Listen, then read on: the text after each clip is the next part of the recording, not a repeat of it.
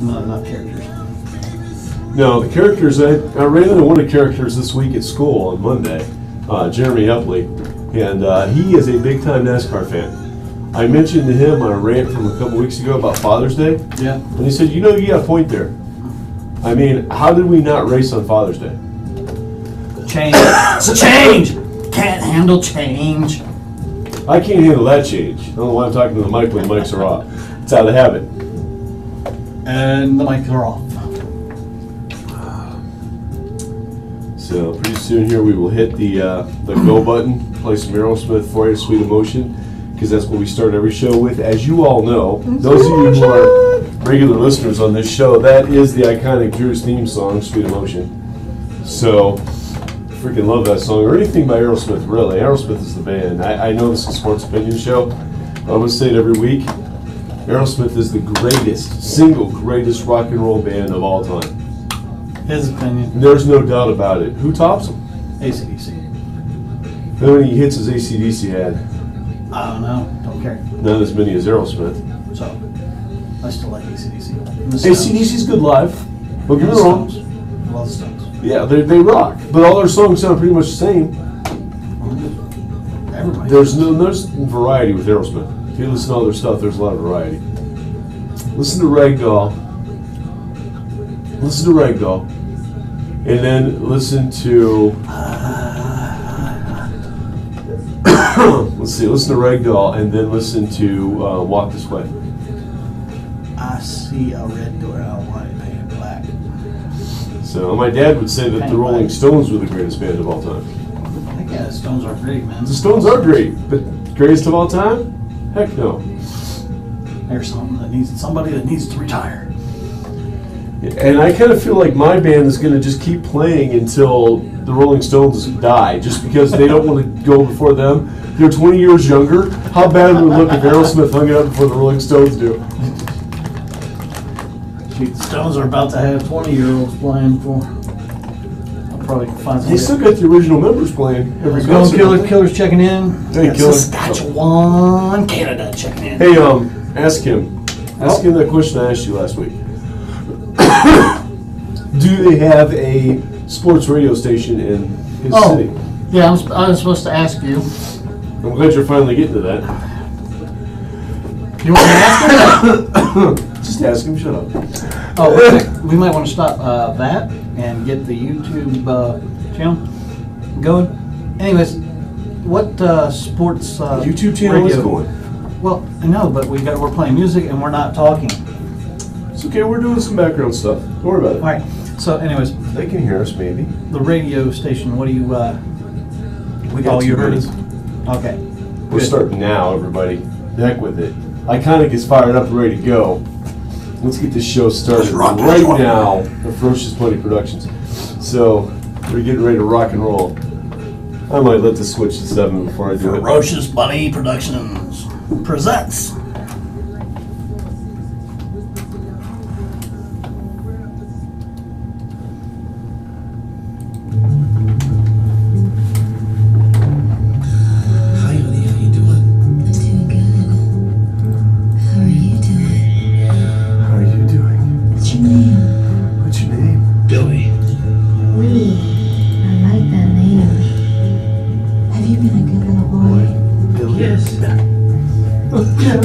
Yes. Billy, oh Billy. I'm 26. I'm an entertainment lawyer. Gotta love Beverly Hills.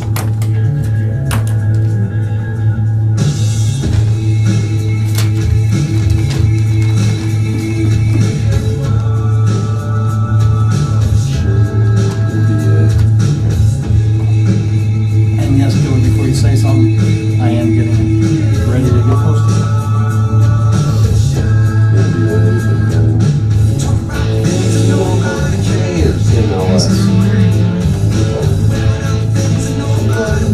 Hashtag save the freaking crew. That's why I actually called it in the beginning of the segment. Like, welcome to the hashtag save the crew and us, baby. We're rocking already. What the heck? We're ready to go. Woo! Let's have some fun. Let's do this. mumble. That's how you look like a pro. Put your cans on. Jim doesn't know how to do that. Excuse me, Diamondback doesn't know how to do that. From this point forward, he's not going to work, man. Diamondback. I don't want to work. He's not here to work. Yeah, just because you've been here since 6, and I didn't show up till 6:35. Who's the host? The talent doesn't It's show up at least until, my show from 6 to 6:30. the talent doesn't show up until 6:35. That's when the talent gets here. You got a problem with that?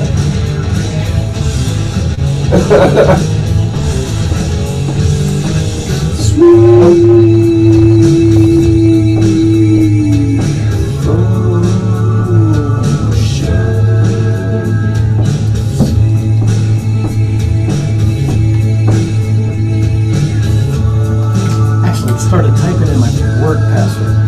The heck kind of world am I looking at?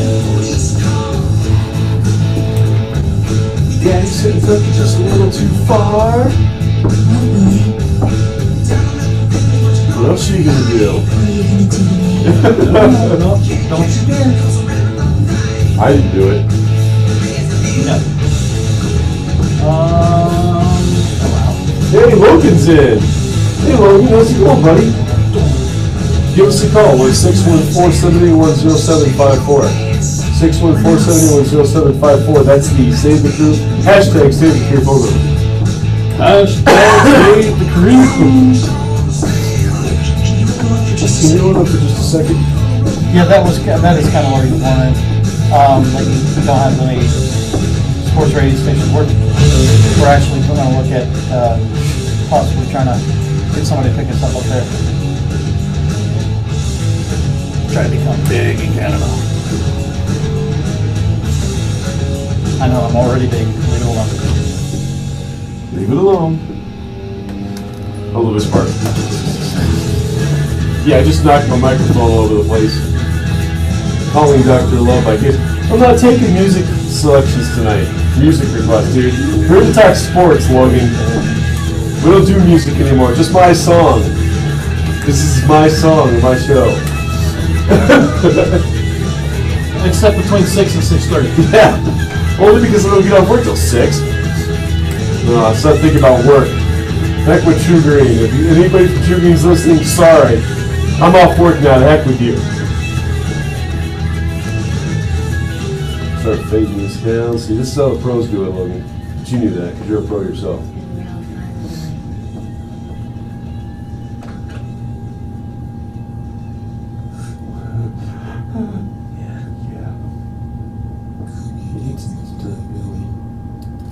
Welcome everybody to the Ferocious Bunny Productions of the iconic Drew and Diamondback Sports Opinion Show. I like it. So give us a call. We are at the hashtag Save the Crew, 614-781-0754. Once again, that's the hashtag Save the Crew phone line, 614-781-0754. That's the key number there. 0754. Yeah, we had some people last week saying 9 there, and that's why they didn't get through, I found out.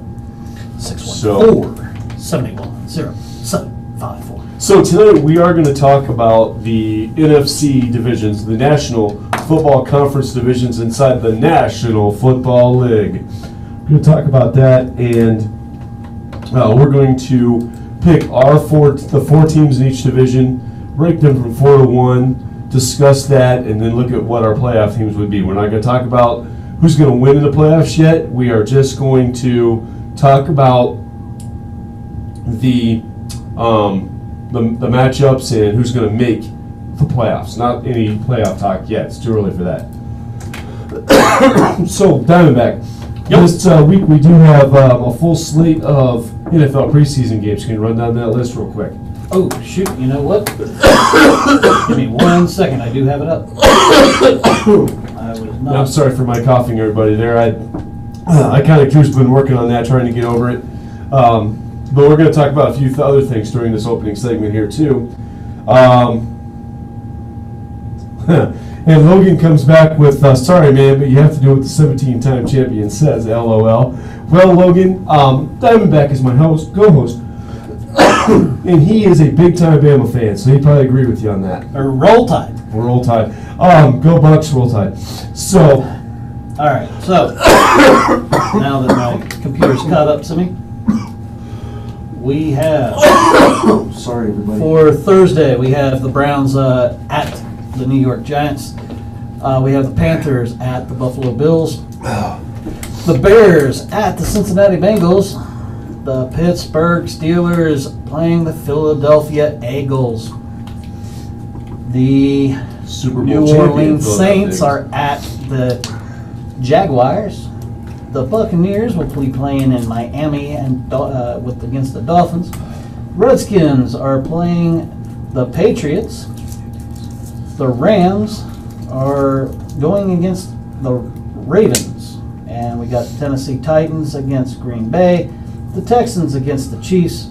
Cowboys against the Niners. Colts against the Seahawks. My beloved Falcons at the Jets on Friday, August 10th.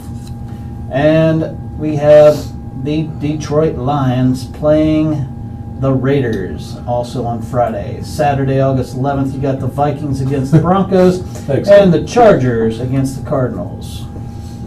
So Logan has weighed in with his top 4 in the NFC, but he doesn't understand the theory here. We are looking at each division, but he's given me his top 4 teams overall in the NFC. Really? Which he's a little early in that. Vikings, Falcons, Eagles, Seahawks. Okay, I'll agree with Those you 4. with that. I'll take that. I mean, I'm so sorry for my cough, everybody. Then he says, "Roll Tide, go Bucks." I'll give him that one. Okay, so this is the opening part of the show where we do talk about a few things going on. We are going to get into the Urban Meyer thing here in just a moment, if I can stop coughing. Which, hope to God, I'm done for the night. NASCAR. Let's start with NASCAR. As most of you know that listen to the show on a regular basis, the iconic Drew has not watched an entire NASCAR race since Father's Day because they didn't give me a race that day and I was pissed off about it and ranted about it on the show. He basically cried. I didn't cry, I ranted. There's a difference. It's called ranting, Diamondback in the business. Anyway, so the Stage 1 winner of NASCAR was Martin Truex Jr. You had to go down the stage. The Stage 2 winner was Chase Elliott. Who won the daggone race? The winner of Stage 3, thus the winner of the race, was Chase Elliott. All right. So there we go. So Chase Elliott won. Right. The other ones were Truex just got a losers. Stage 1 win. Good for him. The Ohio Machine lose their last game of the year, 14-23 to Boston, and finish at 3-10. That'll be our last update for Major League Lacrosse because we don't care about the playoffs. Obviously, the Ohio Machine won't be there, so we don't care. We don't care? We don't care. We don't care. Now, the crew. The Columbus Crew. Hashtag save the crew. That's 614-781-0754. Have released a downtown stadium concept. Uh-oh. And so this will be if the team can stay here instead of going to become the Austin you-know-what. If they can stay here. So they've released this stadium. Oh my goodness, this is beautiful. I know this is all, you guys can't see this, but this is incredible. You guys should go online and check this later after the show. It's a grassroots organization that has set this up. It's going to be located, west of Nationwide Boulevard. So they're counting on Nationwide to step up and help out apparently with this. Well, Nationwide is actually stepping up in Columbus quite a bit. Yeah. You know. So it's a beautiful stadium, though. It's got a retractable roof, it looks like. You can look out and see the Columbus skyline, which we can see right here. So it looks like a very beautiful stadium. Pointed at the window. Of course, it's all in black and gold, which is the colors of the Columbus Crew. Another reason to hashtag save the crew. Hashtag save the crew. I don't want a black and gold team playing in Austin. They have to change your colors. I'm sorry. Right, exactly.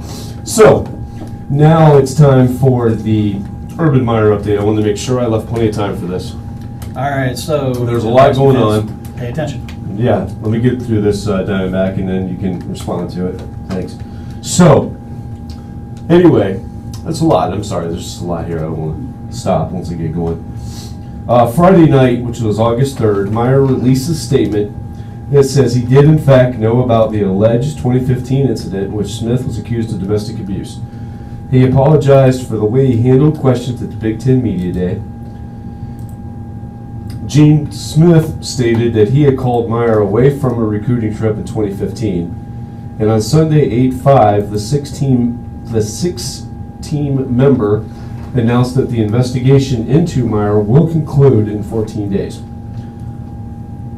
Zach's ex-wife, Courtney Smith, stated she has never been contacted by OSU but will cooperate fully. She states she is a victim of abuse, but Zach contends that he never committed domestic abuse. According to Powell Police, Zach was never arrested, never handcuffed, and never charged here in a court of law.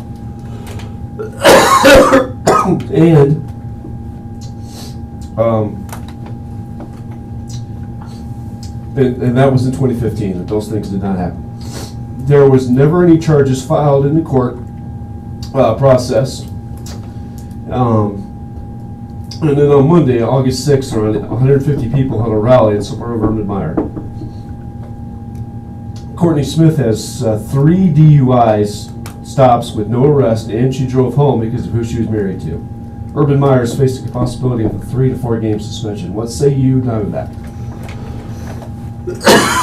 Well, from what you just said, what I have heard, I'm trying to figure out. Oh God!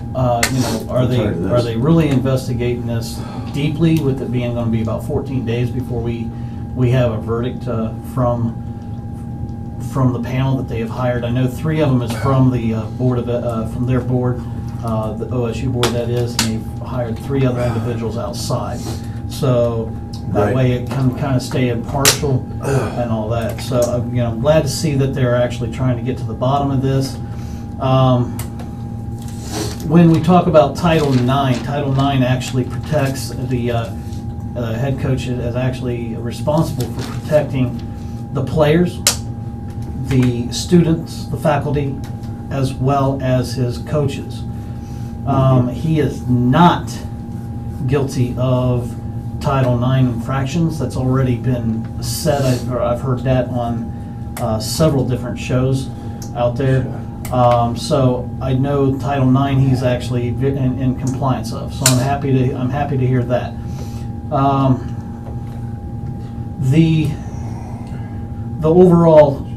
My overall opinion on this is, I'm not taking anything lighthearted as far as what this is about. This is about domestic violence. I'm not taking the domestic violence at lightly at all. Of course. Don't want to do that. The one thing that I do want to say is, as far as coach goes, you're telling me he's not only going to be responsible for the players, his team, his faculty, as well as the faculty on the field, or the faculty within the students, all that, and he's got to now manage his people's homes. I don't agree with that. I just don't. How can he manage what they do there? Well, I think the biggest question mark with that, and I agree with what you said there, Diamondback, at the beginning, obviously, we certainly do not take this issue of domestic abuse lightly. No. This is a sports opinion show. Therefore, mostly we want to talk about sports. Right. However, once in a while, in sports, social issues come into it. And that's the way it is. So once in a while, we are going to need to talk about social issues. Carrie has weighed in and said that, according to her attorney, Courtney's attorney, she has stated that she has no DUIs. It's true, she does not. She does not have any DUIs because she wasn't given one. The cops let her leave because of who she was married to at the time. And that's then, in my opinion, whether if they let her go, then it never happened. I'm sorry. If that's the way they're going to play it, it never happened. Well, it never happened. It did happen. Well, but it didn't happen because she got stopped. She got stopped. She got stopped for but it was been stated by the police what she got stopped for. Right. But they let her go because she was married to Zach.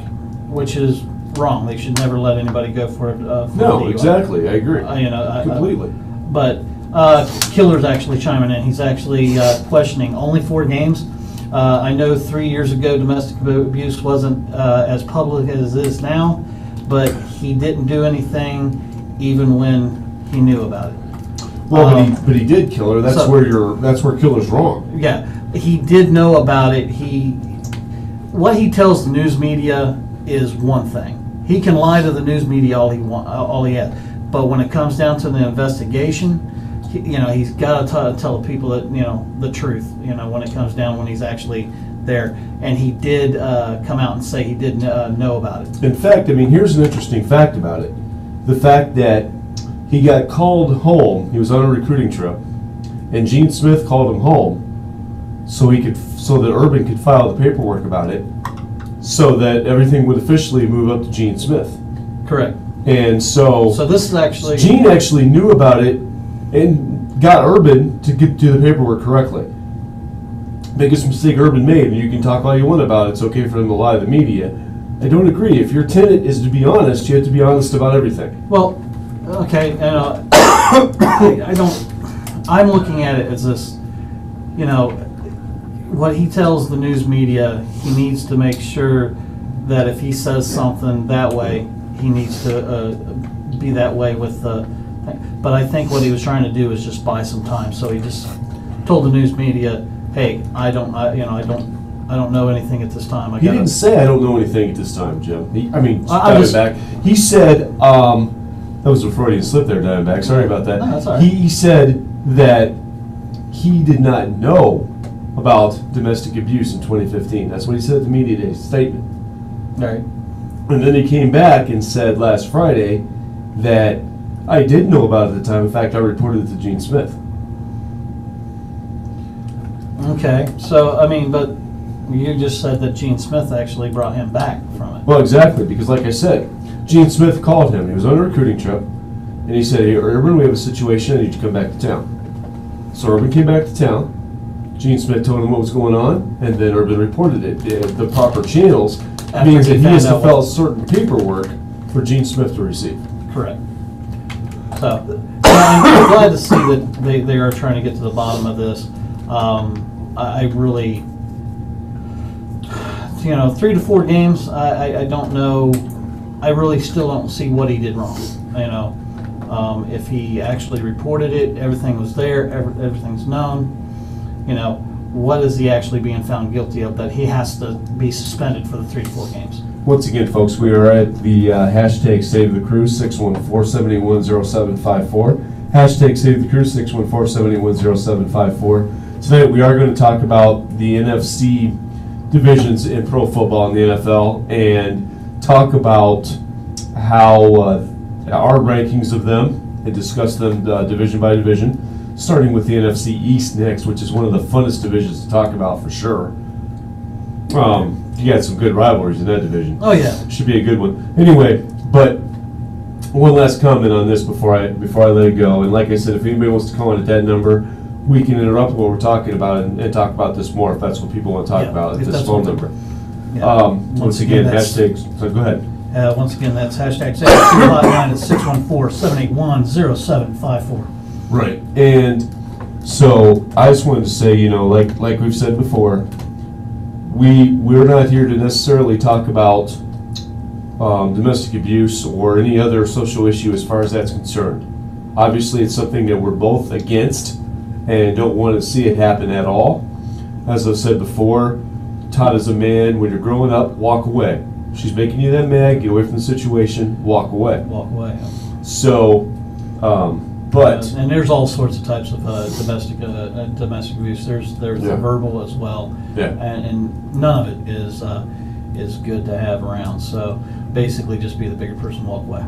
Right, and I have to say one more thing too about this rally that happened on Monday. I'm glad that we didn't have much of a turnout. I am to too. Be honest with I you. really am glad that the As Buckeyes. a Buckeye fan, I was just like, come on, guys, really, we're in the middle of we're going to make this look like we care more about winning football games than we do the issue. Yeah. Just a little over 100 people showed up, or just under right around 100 people that showed up. It was between 100 to 150, according to the 150. estimations on the online today. And they just brought out the wrong thing. They should have come out with signs. We support Urban. If you're going to do something like that, we support Urban. Like to see him come back. Boom, leave it there. But some of them actually took signs out there and was griping about the SEC's cupcake schedule. So. Right, which had nothing to do with Has this. nothing to do with this. We needed to Yeah. keep it on pace. So, I understand supporting your coach. Hey, I love Urban Meyer too. As a Buckeye fan, I've said it all along, I think he's either number 1 or number 2 as far as coaches go in college football. Sorry to Mr. Sweeney down in Clemson, who beat both of them in the same year. But yeah. he's still considered third.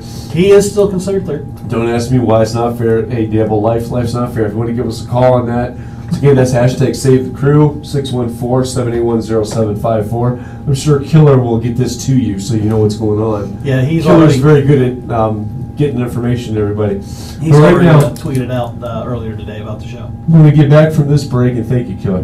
When we get back from this break, we're going to talk about the NFC East. During this break, we're going to have the iconic Drew's rundown on the NBA, Diamondbacks rundown on Major League Soccer, maybe a couple other surprises. Who knows? So here we go. Let's go to the break. Sweet.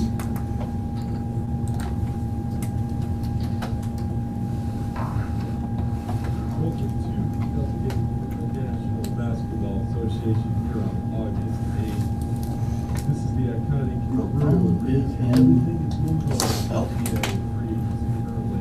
Right, if I could stop coughing, that'd be all right. What the heck I was? Dude, yeah. So that's the reason I was trying to No, I mean, take give you over. give you a couple little breaks there. What's yours? I'm doing MLS. What's this one? Remember to shut it out when you're done. Yeah. Wow, 16 seasons in the league. So good job. There's our updates. Everything's going to go to the world of free agency. There's all the updates. So, Killer, how's the YouTube This is coming up? Diamondback, and this is this week's hashtag Save the Crew MLS update. That's right, I started out with hashtag Save the Crew. Saturday, August 4th, Atlanta United and Toronto FC played a 2-2 draw. Montreal Impact and DC United played a 1-1 draw. Orlando City SC and the New England Revolution played to a 3-3 draw. Dabu Sweeney, head coach for FC Dallas 3-1. Clemson. Minnesota United. Let's see, where are we at here? Seattle Sounders 2-1. New York City. 25. Actually, we can just do that. And This was your favorite week. There was a ton of draws in Major League Soccer. Rapids beating the I'm gonna LA rant about that Galaxy sometime. 2-1. Not tonight, because we both know what I'm ranting about Beats tonight. the Well, Houston actually, you don't. Dynamo 1-0. Oh, I didn't mention the rants in the first segment. I Real need to Salt do that. Lake plays I'll do that when we come back. Chicago, wins 2-1. I'll mention that as part of our welcome back. Portland Timbers played Philadelphia Union, beating them. See, right now I feel great. Totally Just freaking wait. We come back on air. It's ridiculous. Hashtag Save the Crew. Who? Oklahoma Crew is at home this Saturday, August. So you need to get your butt in the against seat. the Houston Dynamo. I actually Let's show up to the game and looked at actually try to tickets. save the crew. Let's keep the crew here in Columbus. I'm the Diamondback, and this is this week's Thought Diamondback? Major League Soccer You copping off me now? scores Yeah. and updates. Really? I had a bad stutter. Have a nice day, and as always, I tried like cutting that out, but I couldn't. Diamondback Sports and Feature Show. Call us at 614-781-0754. Listen to us live on WTBHradio.com. Listen to Or us on live. Facebook or YouTube. Yeah, as that smooth voice is telling you, everybody, welcome back to the iconic Drew. First of all, this is the Ferocious Buddy Productions, the iconic Drew and Diamondback Sports Opinion Show. You're having problems with that. The And Ferocious no, Bunny I just Productions forgot to present. mention, I'm not having problems with it. Ferocious Bunny Productions present. That's not a problem. Present the iconic Drew and Diamondback Sports Opinion Show. So, tonight we are talking about the NFC divisions, the National Football Conference of the National Football League. And we're going to rank our teams in each one of those and take it from there and then discuss it as far as all that goes. So, but before we do all that, do want to say one more time, hashtag Save the Crew phone line, 614-781-0754. That's 614-781-0754. That is correct. And right now, let's go ahead and get into this Diamondback. Before we get into it, I did want to mention that coming up around 8:45 will be the Diamondback rant and iconic Drew response, Okay. which won't be difficult. Then we'll have the iconic Drew and Diamondback response around 9 o'clock. Sounds good. So that's going to happen. We're looking forward to that. It gives a little break in the middle of discussing the National Football Conference of the National Football League.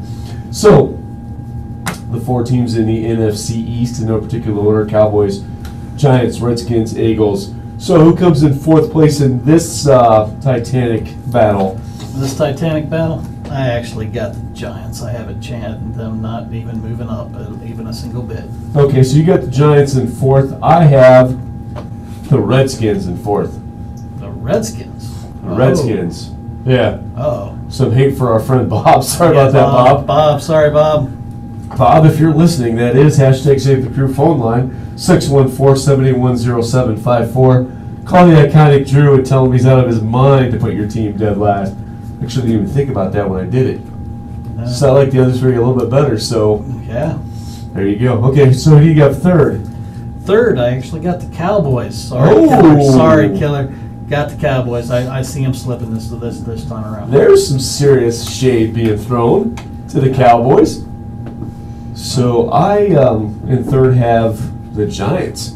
Giants. The Giants are in 3rd. Giants. Yeah. Oh, so So there you go. Who do you have number 2? that's where I have the Skins coming in. You have the Redskins at number 2. Got the Skins coming in at 2. You're out of your mind. Out of my mind. Why am I out of my mind? I'll tell you. We'll get to that in a minute. All right. I have the Cowboys at number 2. Cowboys, you're giving Killer some love. I'm giving Bob love, you're giving Killer love. Let's Well. see how it is. I've talked to Killer more recently. Nothing personal, Bob, if you're out there. But, I have. I've talked to Killer, and he's coming down to see us, and they have a station up there, so it's a good thing. And Number 1, we both have the Eagles, the Eagles, yes. just by Eagles process of number 1. elimination. So, I'm gonna. It looks like Killer's actually chiming in here. He's got Dallas Cowboys coming in 4th, Redskins 3rd, Giants 2nd, and the Eagles. he's got his 1st. team dead last. He's got his team going dead last, so he's not even showing any love to his team. That's what it seems. So, he's obviously seeing something there. I just don't see the Giants pulling anything, doing anything special this year. Okay, so let's start with this though. We both have the Philadelphia Eagles winning the division again, which obviously means they're a playoff team Yes. because they're going to win the division according to us and go back to the playoffs. So you don't see any kind of layoff as far as hangover from winning the Super Bowl. I don't see it. I see them actually coming out strong and just destroying people. Matter of fact, they open up week 1 against my Falcons, and I have them beating my Falcons.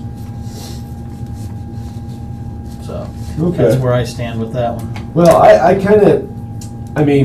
looked at that, I thought about that, and this is a tough division. I think this is one of the toughest divisions in football. And you've got great rivalries throughout the entire division. None of them really like each other. So, you got a tough division here. I think that the Eagles will come out strong as well. I don't see them suffering from any kind of hangover from winning the Super Bowl. In fact, they may make it back. That's a little bit of a tease there. So we're not going to talk about playoff predictions tonight, but we're going to talk about playoff teams, who's in and who's out. Who's that? Yeah. But we're not going to talk about how far they're going to go.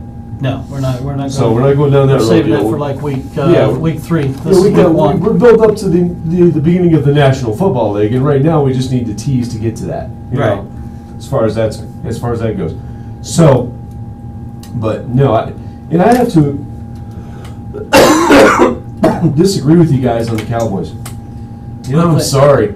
Emmett Smith, right? Zach Elliott, okay? He had stood out last year. some games, and he fought the entire season to clear his name and all that type of thing, and he ended up serving a 6-game suspension. Right. So we're not going to get into why, because again, this is not a social show. He got a 6-game suspension. He served it, but I can guarantee you Zeke is going to come back with a vengeance this year. He's going to be pissed because of missing last year because of what happened last year, and that hurt the Cowboys. So I think he's going to come out, and he's going to be even more of a beast than he was his rookie season, if that's possible. I don't think he's going to be stoppable this year. Plus, they have a great young quarterback, too, in Dak Prescott. Now, I will admit, Cowboys' receiving core is a little questionable, especially due to losing Des Bryant. We might get into Des Bryant here in a minute, because there's 3 teams vying for him right now. Okay. And they're all in the AFC North. AFC North. Yeah. Well, let's just say it. Everybody but the Bengals. So the other 3 teams are trying to get him. The Steelers, Browns, and Ravens are all going after Des Bryant right now. That'd be a good pickup for him. You- I think so. Can you imagine the Steelers with Antonio on one side and Des on the other? That'd be scary. But we're going to talk about the AFC next week, folks. Anyway, yeah, and who knows, by then, Des could be on one of those 3 teams. So we Yep. could be talking about that when we get to the AFC North next week. But I think the Cowboys are going to be a force to be reckoned with all season. They can win as many as 10 games. This is a team that is built to win now. They have the best offensive line in the National Football League. Very underrated position by most people. People don't realize how important the offensive line is. And they have the best one in the league, and they have a running back that's in the top 5. Easy. Killer's chiming in saying Prescott's not. He's going to be terrible. By the way, He's not giving. Prescott carried that team last year Well, because they didn't have Zeke. So, anyways, I just tell you what Killer does.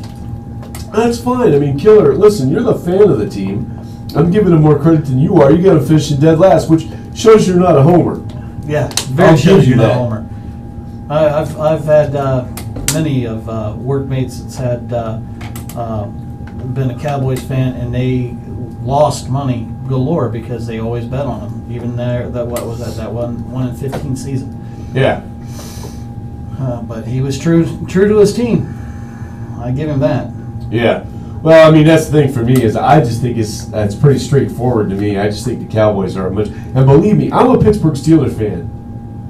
I don't like the Cowboys. That's one of our main rivals. Yeah. But I respect the heck out of them.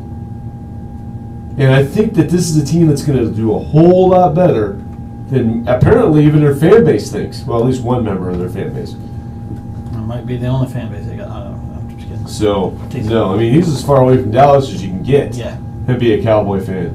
Which is impressive. Saskatchewan. Yeah, Saskatchewan.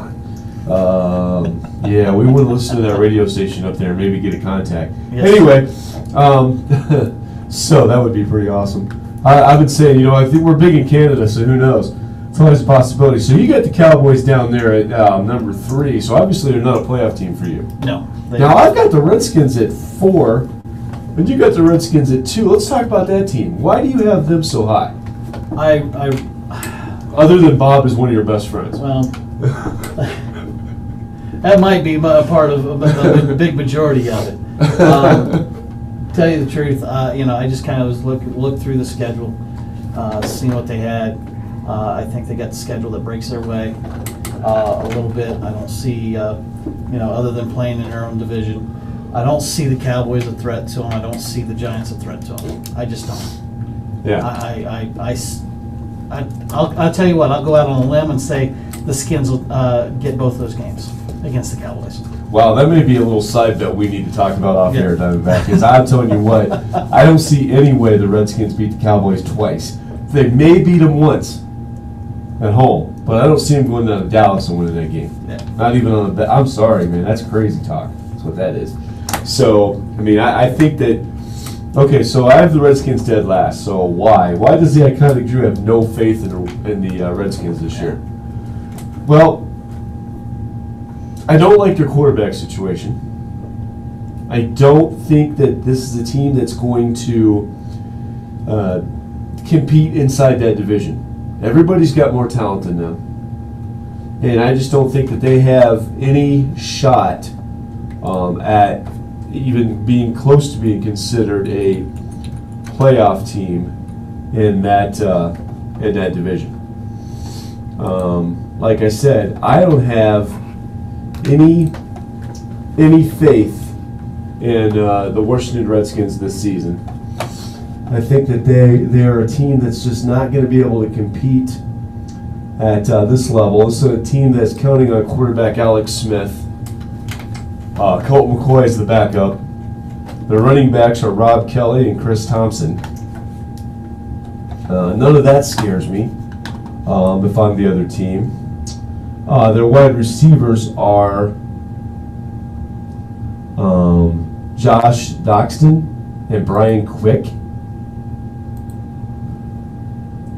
And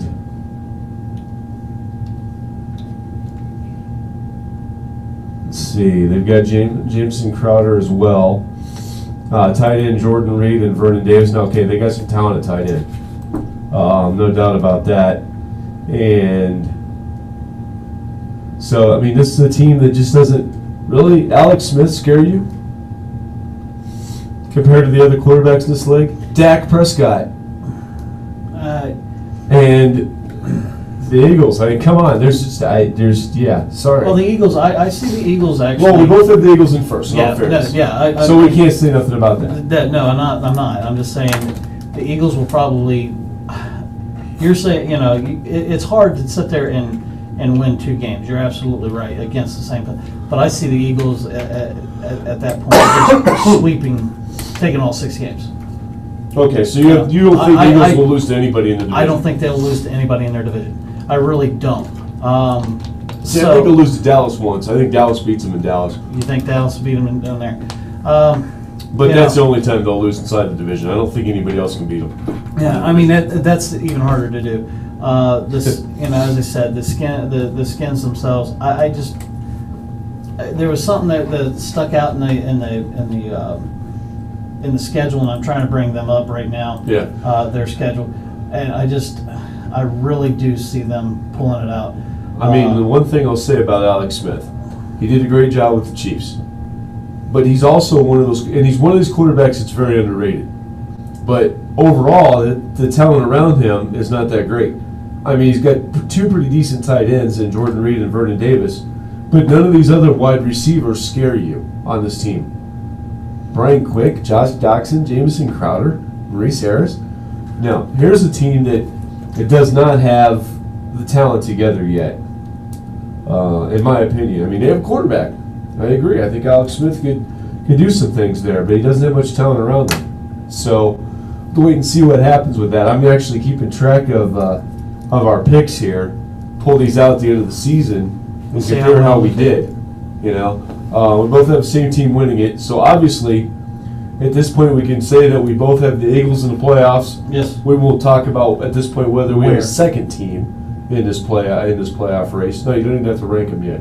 Just your top 6 teams. Oh, okay. For the playoffs. All right. Yeah. I went one step further, but okay. That's okay because you'll be ready for a couple weeks from now.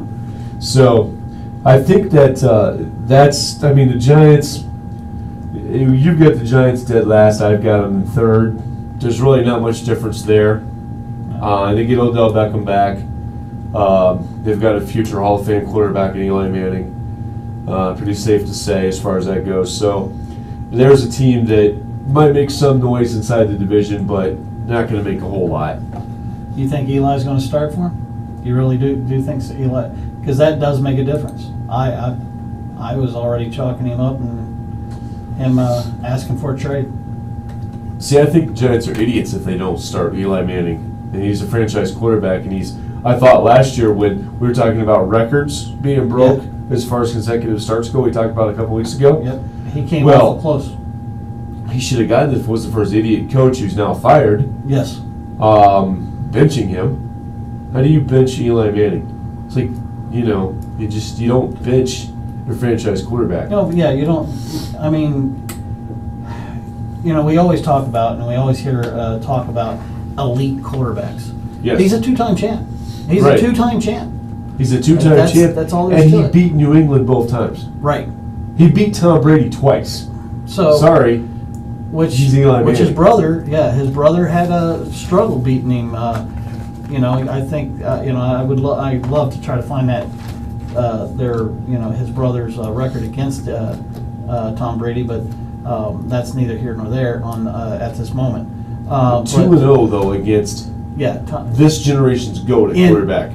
In the Super Bowl. Right. In the highest stage, the biggest stage you can be on, and he beats Tom Brady twice.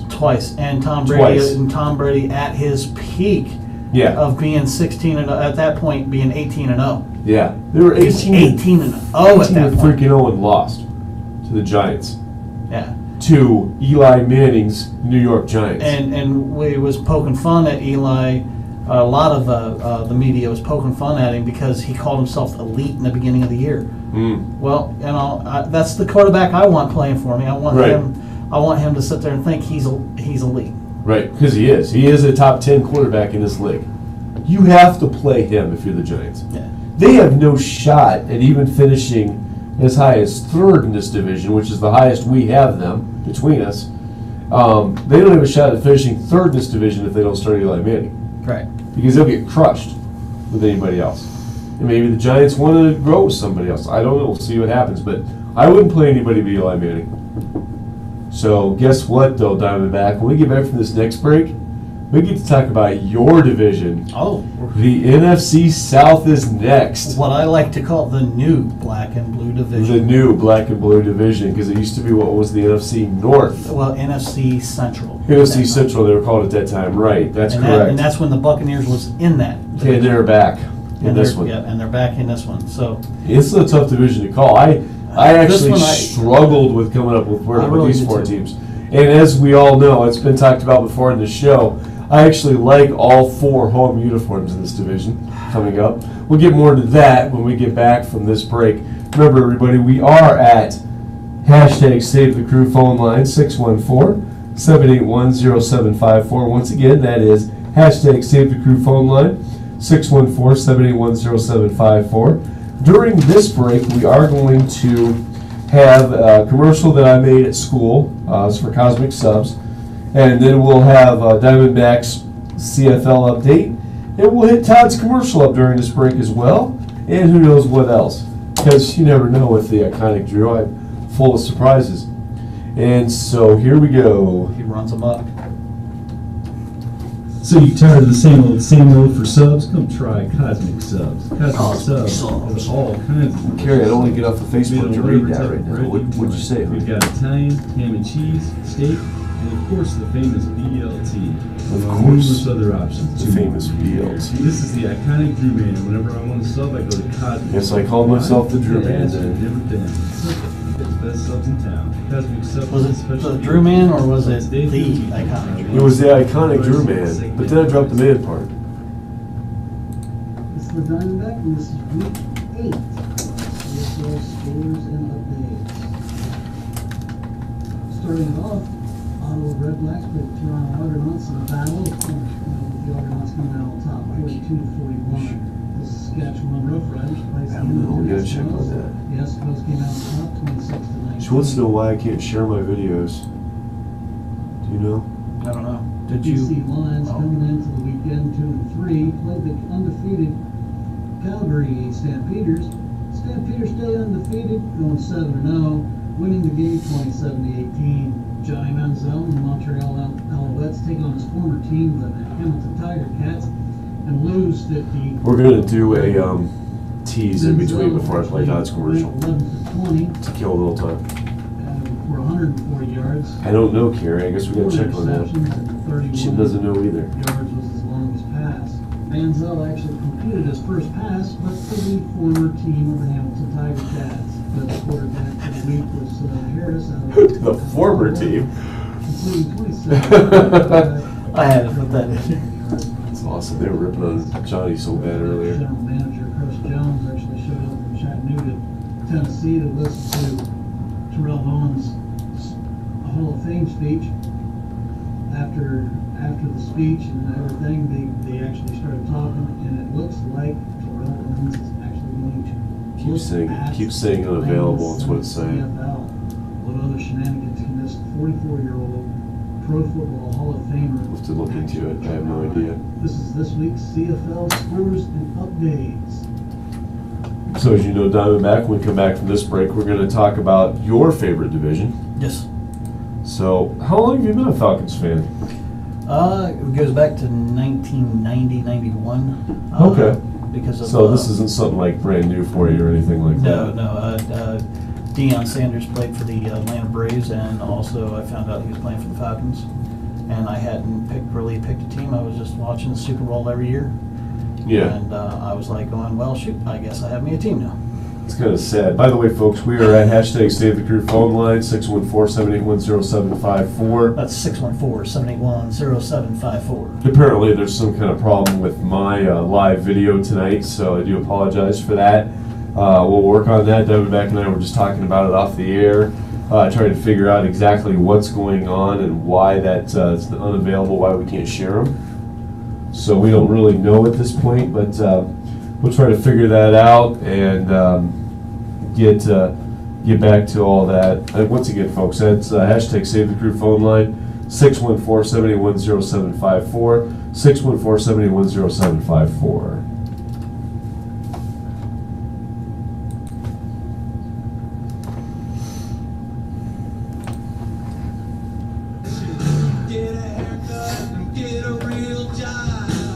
Are you getting shaggy? When you go visit your mom, does she say, "Who's the new girl?" Well, this is the iconic Drew, and every time I need a haircut, I go see Todd at Todd's Barbershop. There are always sports on the TVs, and everyone gives their opinion on sports. Sometimes even topics from the iconic Drew and cast of characters from Sports Opinion Show. Todd has been cutting hair for over 18 years. He's very personal. He will give his opinion on sports and anything else we're discussing. If you want to get a great haircut in an old-fashioned barbershop, As you should, go see after Todd that. the Barber at Todd's Barbershop. Yeah, your Located voice at cracked. 867 Don't make fun of Adams your voice Street, crack. Hilliard, Ohio. Hilliard, I'm still going through puberty. What do you want from Columbus, me? Ohio. Hours are Tuesday, 2 p.m. to 6 p.m., Wednesday, 9 a.m. to 4 p.m., Thursday, 9 a.m. to 6 p.m., Friday, 9 a.m. to 4 p.m., and then on Saturday from 7 a.m. You to did 1 tell, p.m. Phil brings up a good Sunday and point. You'd Monday. have told Todd your people is a family man. to go to, so if you need a haircut, the do what the iconic YouTube Drew would channel. do. Go Yeah. see Todd. At so they Todd's know when Barbershop. you're acting up. We are live. We are live on there. We are also live at WTMHradio.com.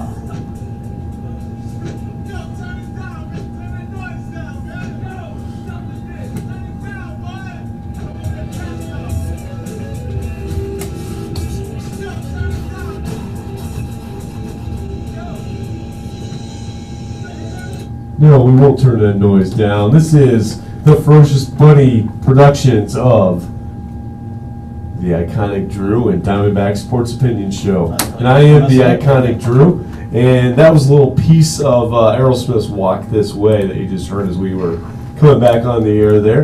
And of course, Todd's commercial right before that. I went and got my hair cut by Todd on Saturday morning. So, did a great job, as you can all see here on Facebook.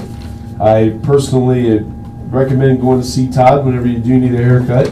Get that taken care of. Does a great job.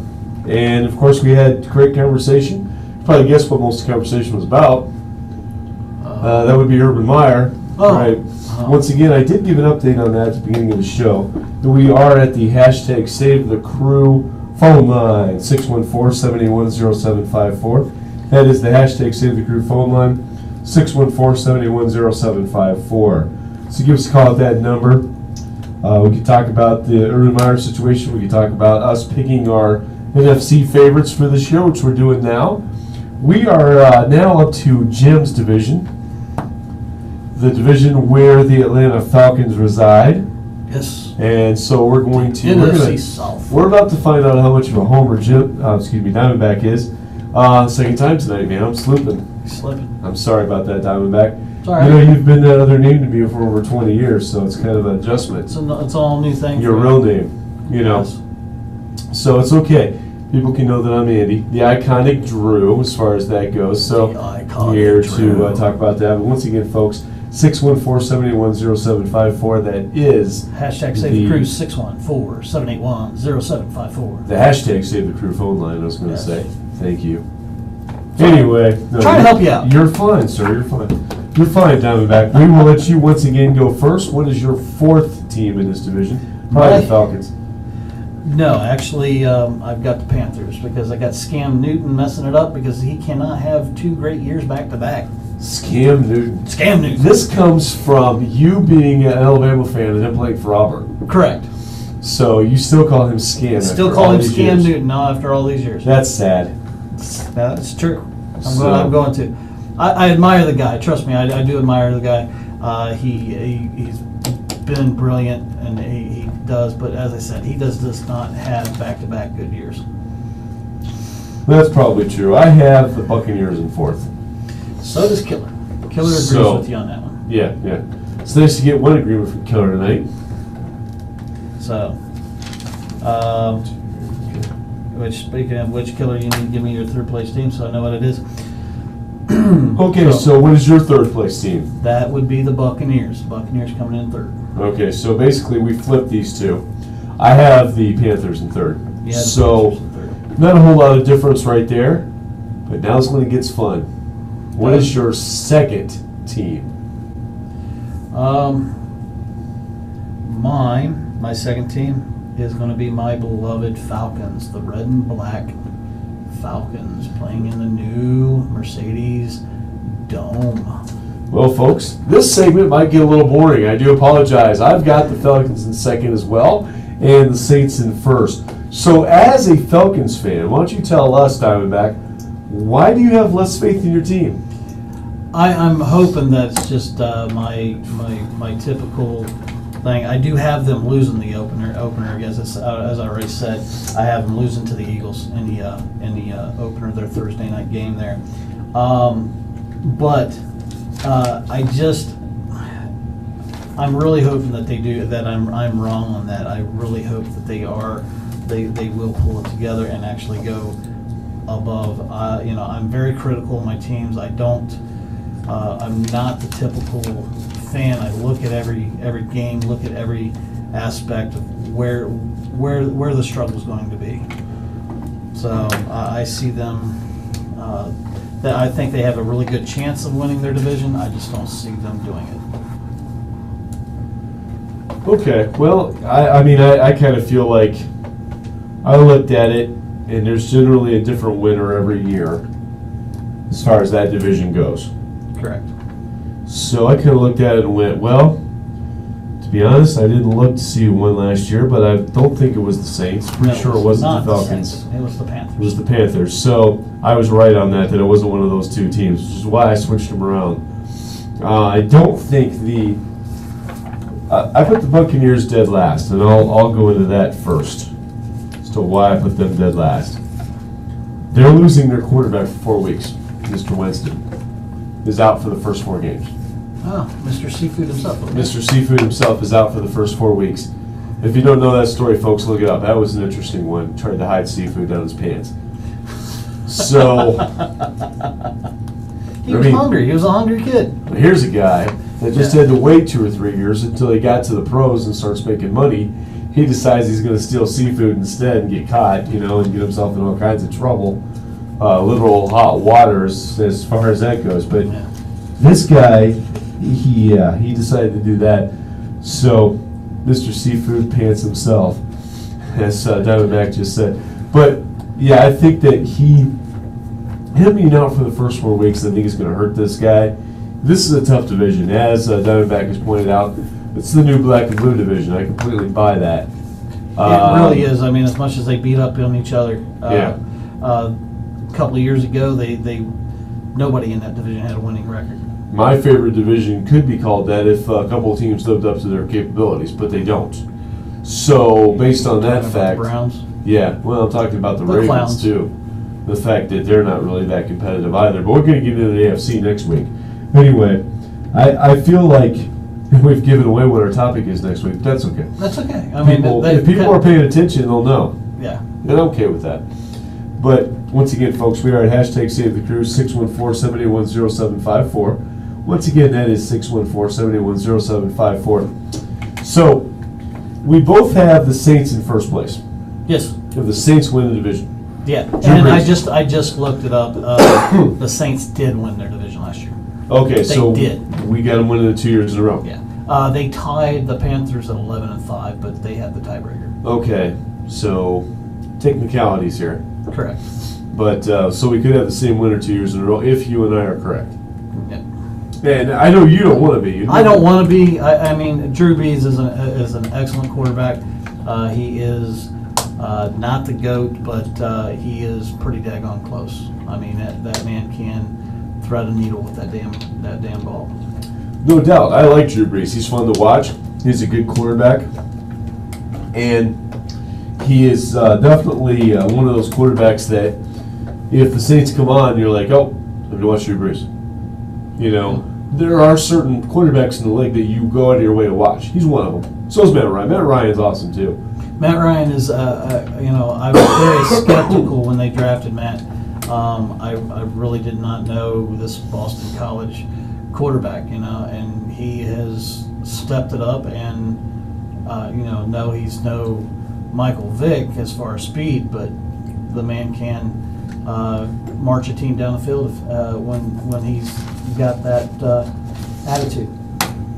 Yeah, there's no doubt about that. I think that, yeah, I mean, both of those guys are good quarterbacks. It really comes down to what's around them. Obviously, the Falcons have great talent. Julio Jones, some of the other players on that team, they've got some good talent. They could they win the division? Yeah.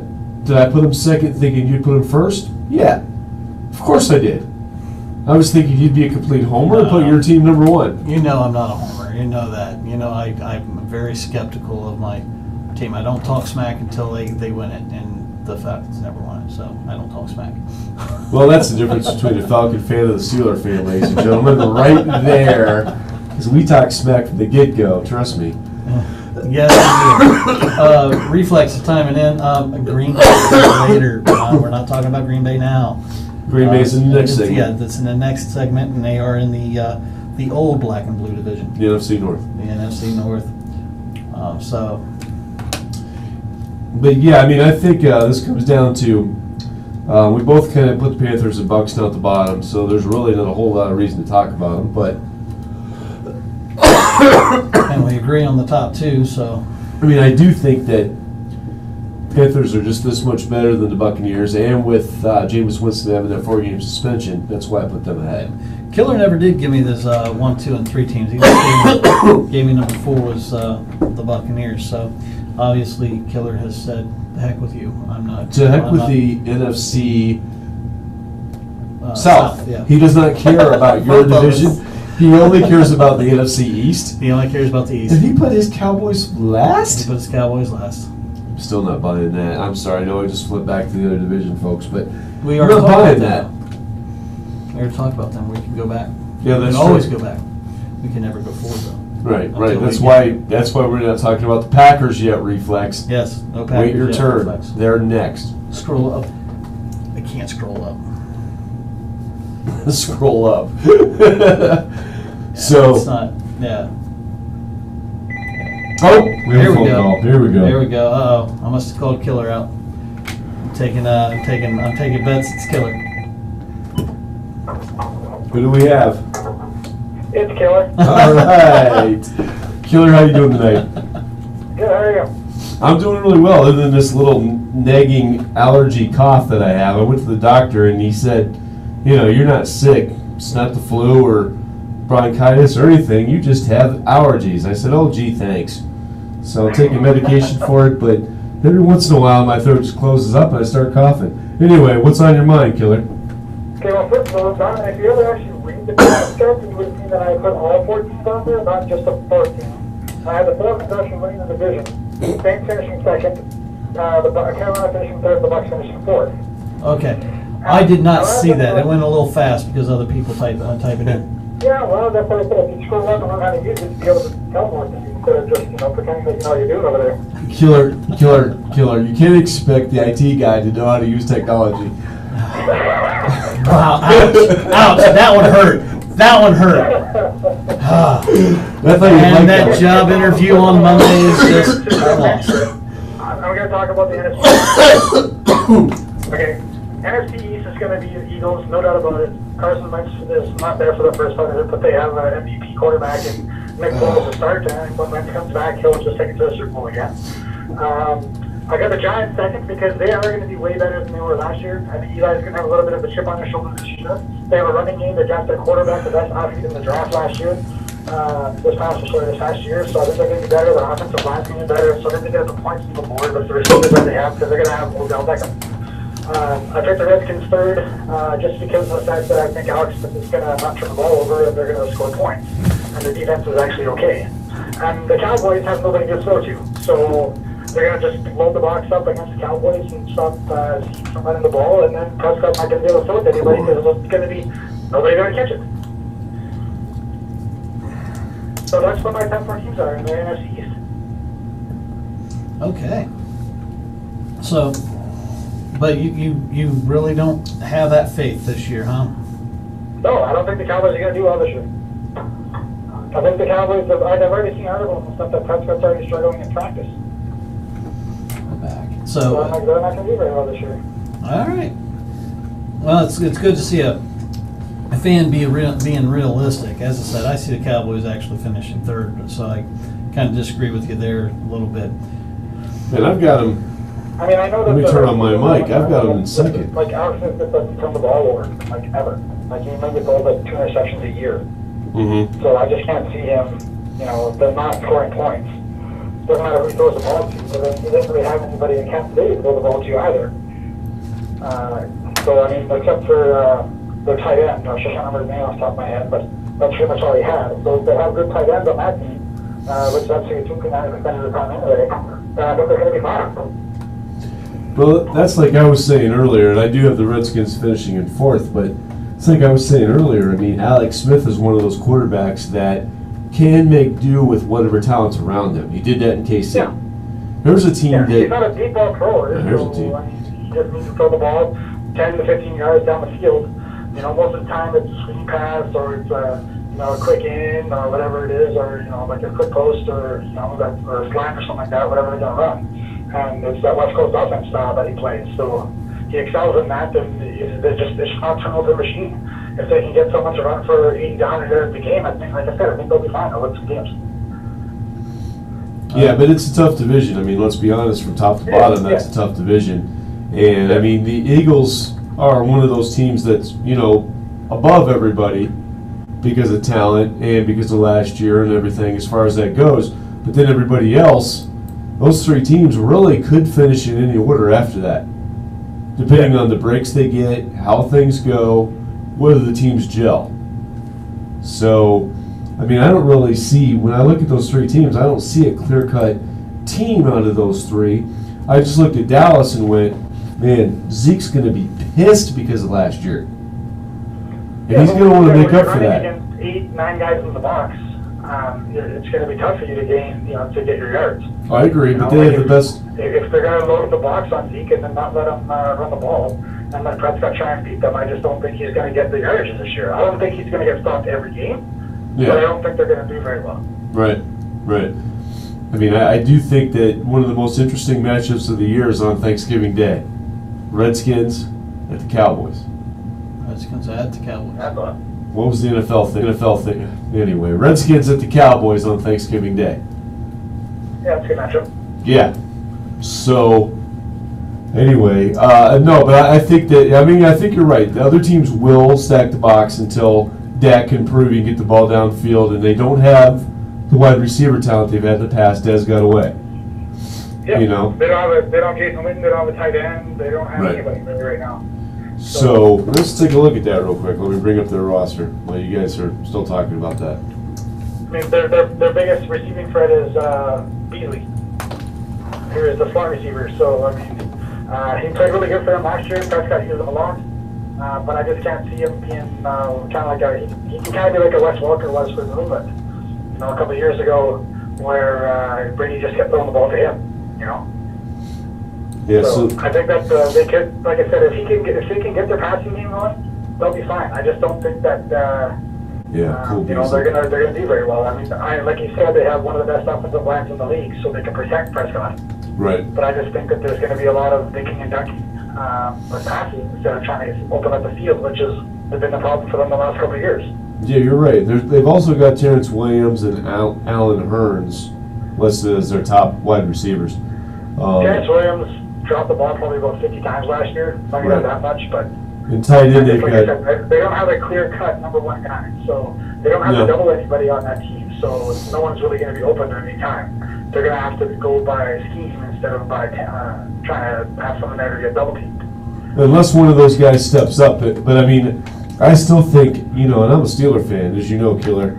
I think the Cowboys have the team, especially with having Zeke on your team, and the best offensive line in the league. And you're absolutely right. They're going to stack the box. They're going to try to make the Cowboys throw the ball. And there's no whole lot of talent there none of those guys scare you as far as if you're on defense. Your goal is to stop Zeke. Yeah. Yeah, I mean, that's what their game plan is going to be. It's going to be let's stop Zeke Elliott. Yeah. As it should be. So let me ask you this, Yeah. Killer. I'm looking at the schedule just before the Thanksgiving game. They are at the Atlanta Falcons. How do you see that one going? Oh. I think the Falcons are going to beat them. Oh, okay. The Falcons have a lot of talent. They have two good receivers. They have a tight end. They have a great running back, and they have a good offensive line. Yeah. They have a great defense, and they also have. I think Wade Phillips is still there, isn't he? Or is he in New Orleans? I do believe he's still there. I believe that's correct, yes. If he's still in Atlanta, then they have Wade Phillips, the next Dallas Cowboy coach, too. So so it was under Jason Garrett.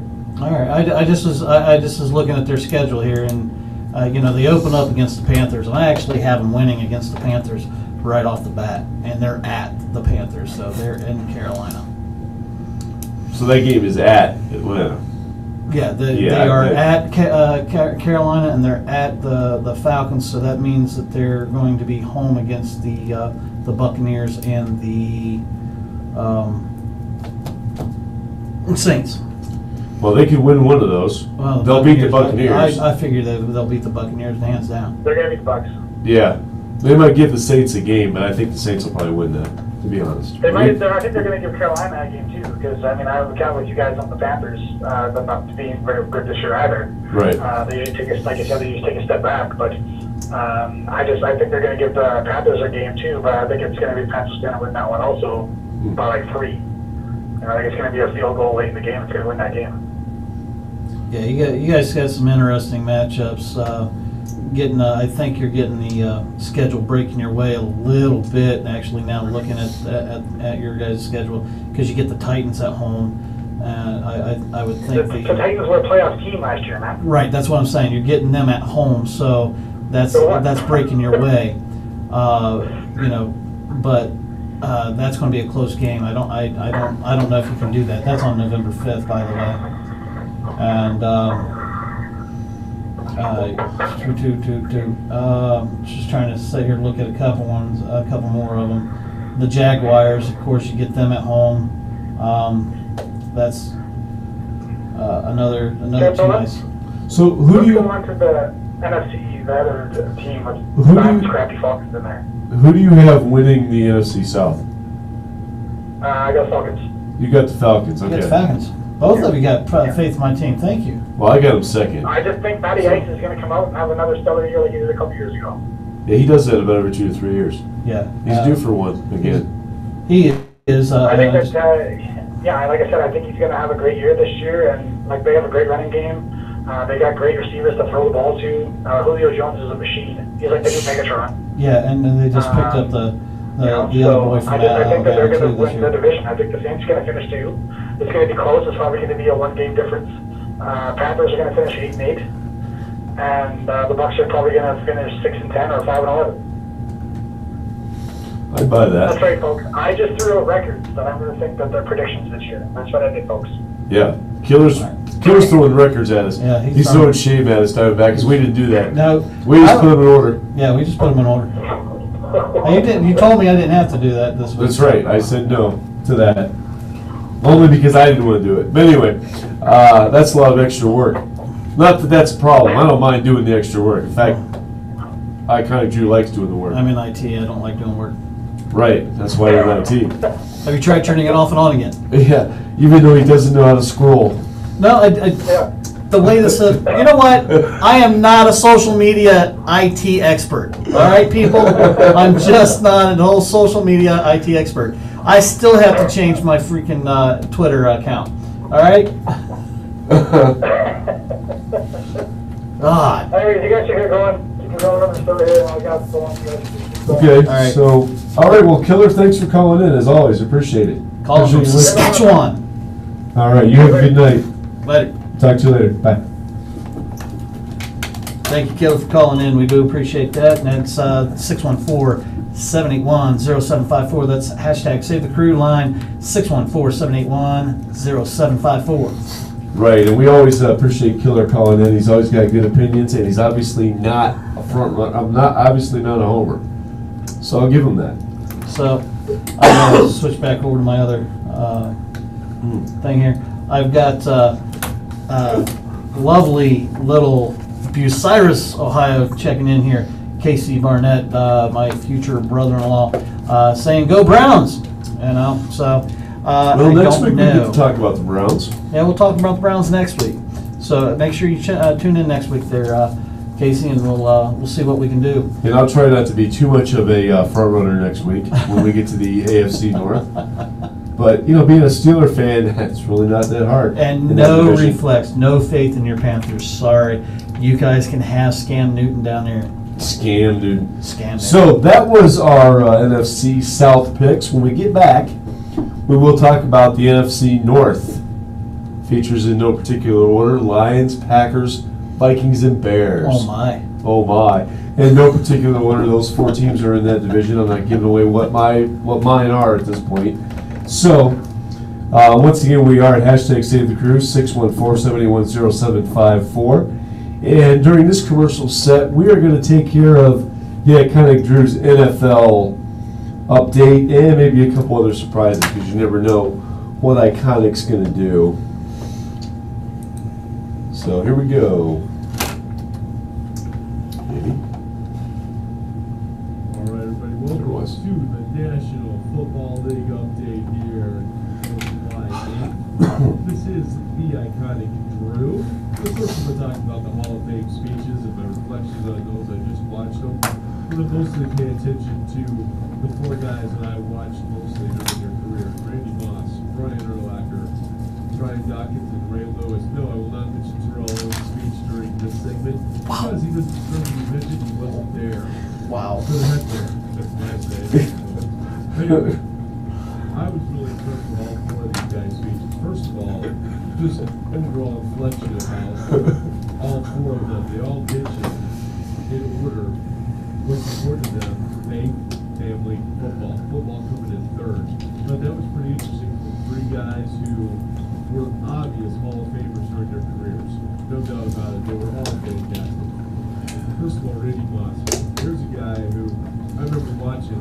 Here's a guy. There's a guy. Carter right off the bat. And those two. So do appreciate everybody's time and yes, Casey, please tune in next week.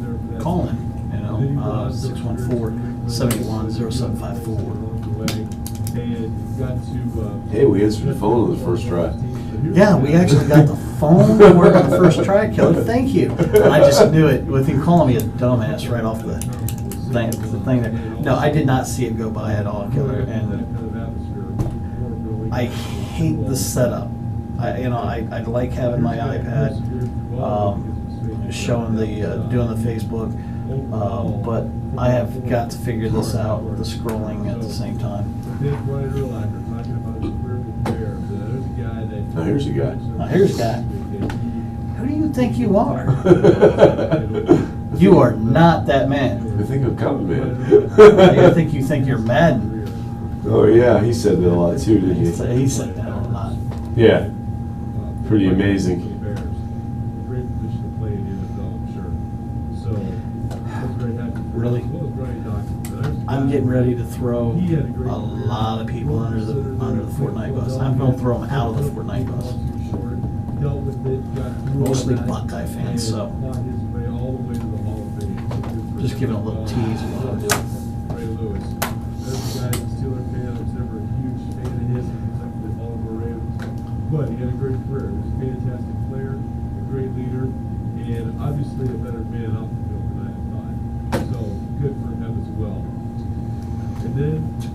you on your second water? I buy extra water and I'm not going through it. Well, I'm coughing my head off, so I'm on my second one. Guess what I'll be doing at the break? Like legs. That actually helped me. So, National Football League is back.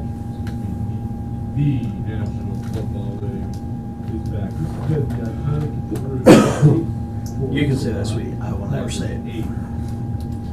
So Diamondback, thanks for the water. I mean, I've been sitting here. I'm on my second one now. Yeah, I know. I'm gonna need to play your Major League update here during one of these breaks, just so I can, head down the hall. Well, you told me to shorten it down, so I did shorten it down. Let's see what you shorted down to. 3 minutes and 33 seconds. Yep. Shout out to Hall. You know what to make that happen, brother. Yep. So you might have to have something else up so I can hit play on that. Yeah.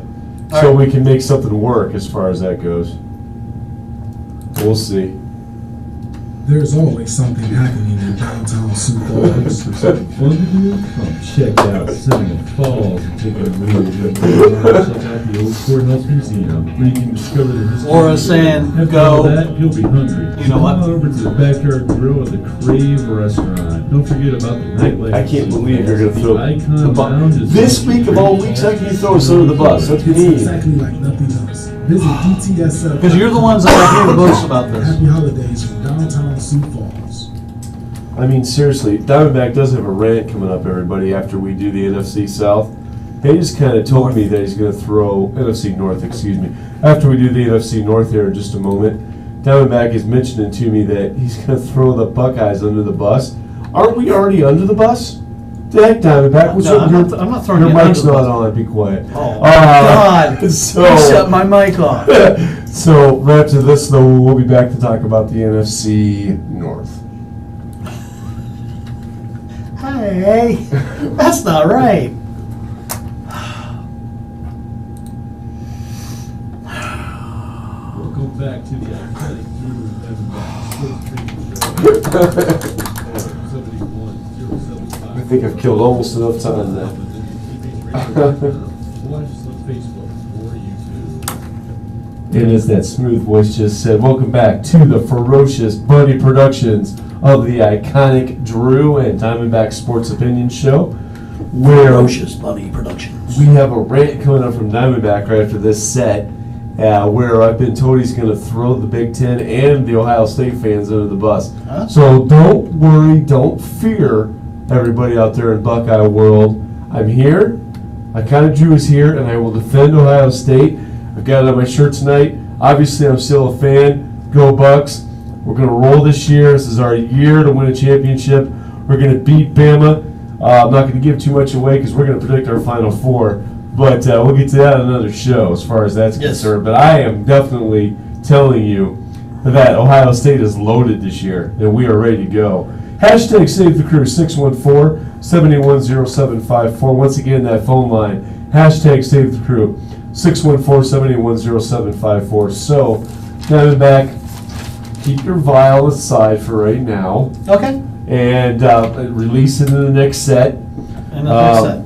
Okay, so Who's your fourth team in the NFC North? the Bears. The Bears, we agree. We agree. So, and let me, before I go any further with these top three after that, all apologies to my nephew Matthew. This has nothing to do with your Bears beating my Steelers last year.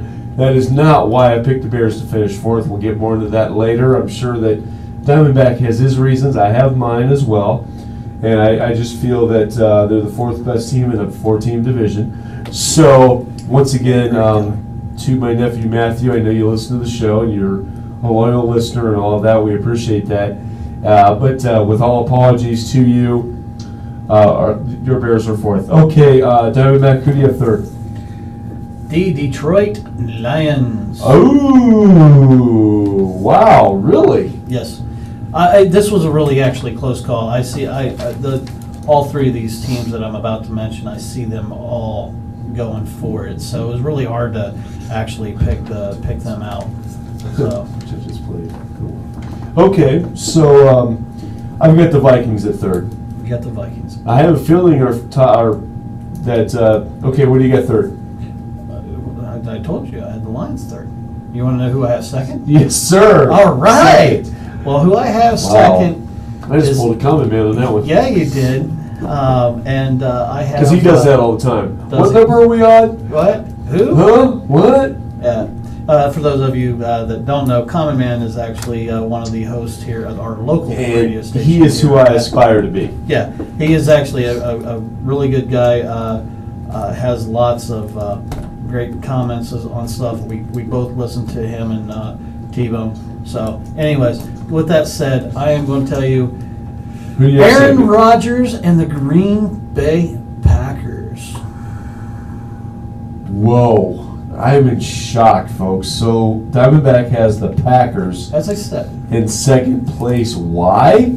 We'll talk about here in just a moment. I think he's lost his mind. I might have. But, I might have. so that would mean that you've got the Vikings in first. Yes, I do have the Vikings at first. Just by Process of elimination there. Thank you there, Einstein. Yeah, kind of Drew. Hey, at least I'm smart enough to scroll up my phone. Oh! Ouch. So I've got the Can I do Lions. that on here? I've got the Lions in second and can't do the that. Packers in first.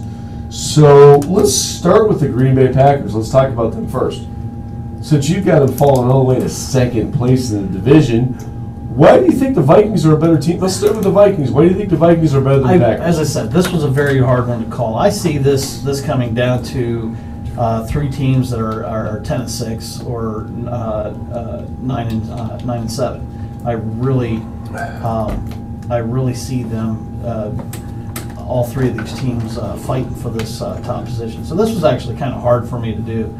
I do see that the Vikings. Really, Laura says the Vikings is a very great TV show. Yes, it is, but we're talking sports. Thank you very much. Keep telling her. Anyway, maybe I should have that theme song going on right now as I'm speaking. Who knows? Anyways,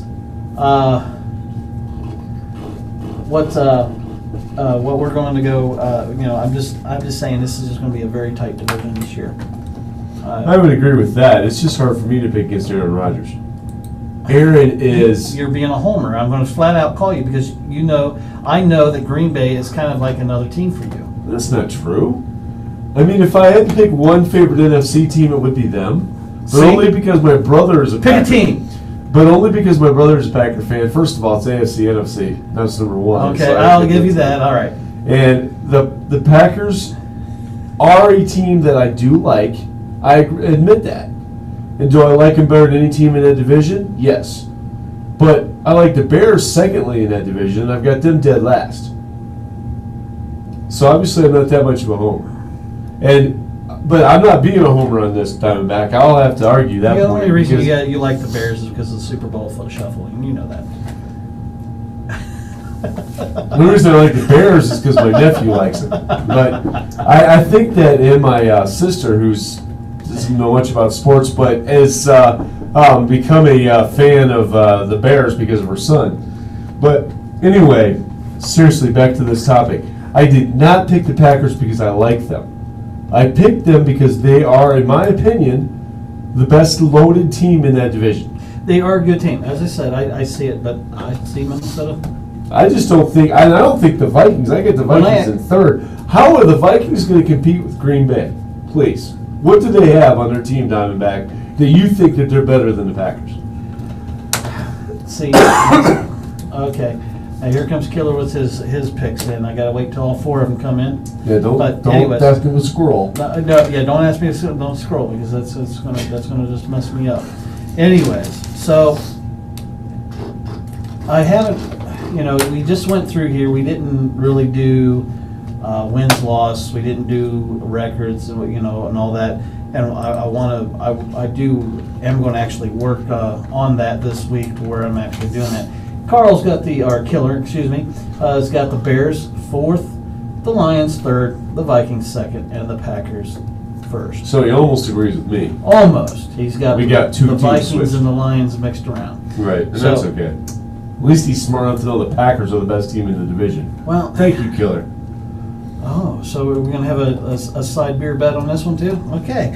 Thank you very much. We have side beer bets all over the place. All Diamondback. over the place. Yes, we need In to fact, we have redo so that. many that we need to cash in. Yes, we do need to cash in. I think I'm up on I'm that. way ahead. Are you sure? Way ahead. I think we lost track. We'll just start over. I am the iconic Drew. I'm way. See how he wants to weasel out though, folks?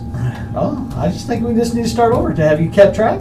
I've kept track. I'm way ahead. So, anyhow, no, I've not really kept track, to be honest with you, Diamondback. That's been a bet that we've had for over 20 years now. Yeah, we just. And yeah, I mean, I'm sorry. Let's back to this. In what universe are the Vikings better than the Packers? Even by one game. They're not going to split. The Packers win both games. You're saying the Packers will win both games? Absolutely, the Packers win both games. They'll split with the Lions, but they will not split with the Vikings. If the Packers take both of those games, then yes, you're absolutely right. And they do not do that. I see Killer's kind of chiming in here saying you can't compete with Aaron Rodgers. You can't. Okay, fine. I throw Tom Brady out there, all right? I threw Tom Brady out now. Now I'm competing, all right? Anyways. Tom Brady is not in that division. Here's the news flash. Tom Brady does not play for the Vikings, Bears, or that other team, the Lions. The Lions. Although they have a good quarterback. That's why I have the Lions in second, because I like their quarterback. His name escapes me. So I'm going to bring him up here, but as I said, I'm just going off of, we just was going down through there. That's what I came up with. I really still do. I'm going to stick to my guns and say it's going to be a close division. It's really going to come down to probably one game separating first and second. Ooh, LeGarrette Blount. Probably one game separating first and third too. Yeah, LeGarrette Blount plays for the Lions now. I did not know that till just now. So, but yeah, I just think that you can't bet against Aaron Rodgers. He's the best. He is the best quarterback in this division. And so, how do you bet against him? Well, I mean, it's hard to bet against him. I'm not saying it's Matthew Stafford. Thank you. Matthew Stafford's quarterback of the Detroit Lions, and I like him. That's why I've got them ahead of the Vikings. You get the Vikings in first. Yes, the Vikings in first. Yes. I've got them in third. This means you've got the Vikings in the playoffs. Yes, I got the Vikings in playoffs. So we already have different playoff teams, which I'm fine with. We're going to get to that later. Couple weeks. Well, we're going to name our top 6 tonight. Yeah, okay, yeah. But not in true. any particular order. Not in any particular Just all you're going to do is say, here's your 4 that you picked to win their divisions, and here's your other 2 that are going to make the playoffs. I got some shockers for you guys coming up on that later on. You and Killer are going to be shocked. So anyway, not to give too much away on that. So, but I think that again, how do you bet against Aaron Rodgers? Yeah. How do the Vikings beat the Packers? Well, I'm bringing it up. I'm going to look at their actual schedule here. Right now, it's bringing up the preseason schedule. I don't want the preseason schedule. We don't care. We don't care. Well, we care. It's still football. I really don't. I don't. I'll watch my team. I watch a couple of games here and there. I watch a couple of teams play. But I don't get into the preseason. They can shorten the preseason down. That's all I give a crap about.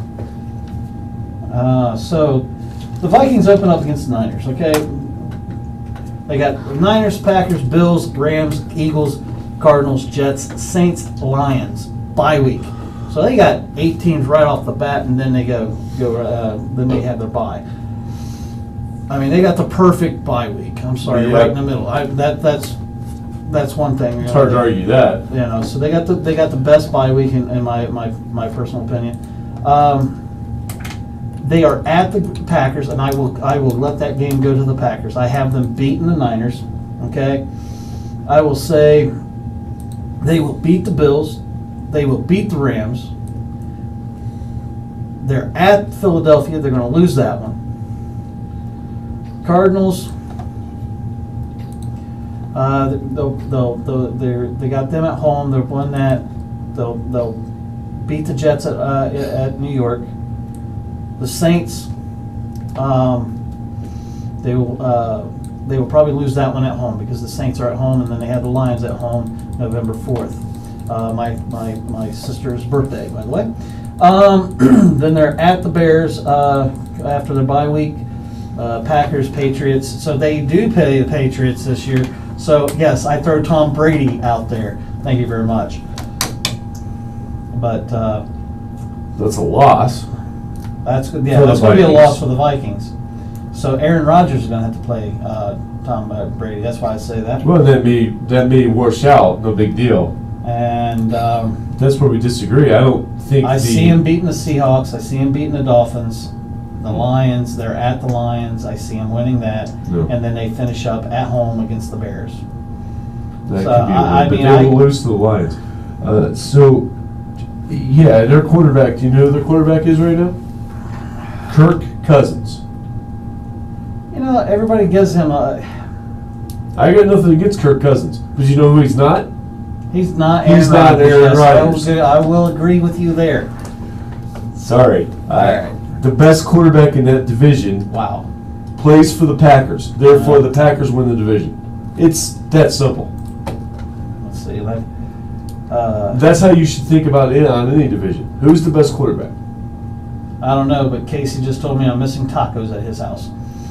Well, Casey, save some tacos. We're on our way. As soon as the show's over, the iconic Drew and Diamondback are coming over for tacos. Yes, it's come not to taco. Bussards. It's not Taco Tuesday, but I don't care. I'll go anyway. All right. Anyway, I can eat tacos any day of the week. But they do some decent talent around them. I mean, they got Stephon Diggs at wide receiver. Okay, that's not bad. They've got Kyle Rudolph at tight end. They have Adam Thielen at wide receiver as well. I was trying to look to see who the running backs were here. This is where I'm talking about the Falcons, the Vikings at this point. They have Dalvin Cook, C.J. Ham, Latavius Murray. So they're going to do one of those running back by committee type of deals for the Vikings this year. I don't know if my friend Ray's out there. Ray Smith, you're a big-time Vikings fan. Call in and tell me how much of an idiot I am for not picking your team to win the division. Hashtag Save the Crew phone line, 614-781-0754. Once again, that was 614-781-0754. That is the phone line tonight, hashtag Save the Crew. So I just don't think, like I said, for me, Diamondback, this is easy. Who's the best quarterback in the division? I will give it to you. That's I mean, Aaron Rodgers. I will agree that in your division, the NFC South, you're separating hairs when you're talking about Matt Ryan and Drew Brees. They're both awesome. They're both, yeah. And they're both going to be in the Hall of Fame. Yeah. As I said, I see this coming down. I see theirs come down to it. It's going to be the games within the conference that is going to make the difference for this. As I said, I just chose the Vikings over Green Bay. I chose Green Bay, of course, over the Lions. And I can see between first and third, I can see it only being one game difference. Mm-hmm. So I really do. It's going to come down to the in-conference games for this conference. That's exactly what it's going to come down to. And I've got Jonathan chiming in from California. I guess he's an over-the-road trucker, so he's out in California tonight. At this moment, he's chiming in. So he's just saying hello from California. Okay, well, I'm from California. We're going to get to the NFC West here a little bit later on. But when we come back from this break, it's time, almost time, folks, for the Diamondback rant. From what I understand, he's going to throw Ohio State in the Big Ten under the bus, and I'm here run. And I'm here to defend. Don't worry, folks. The iconic Drew is here.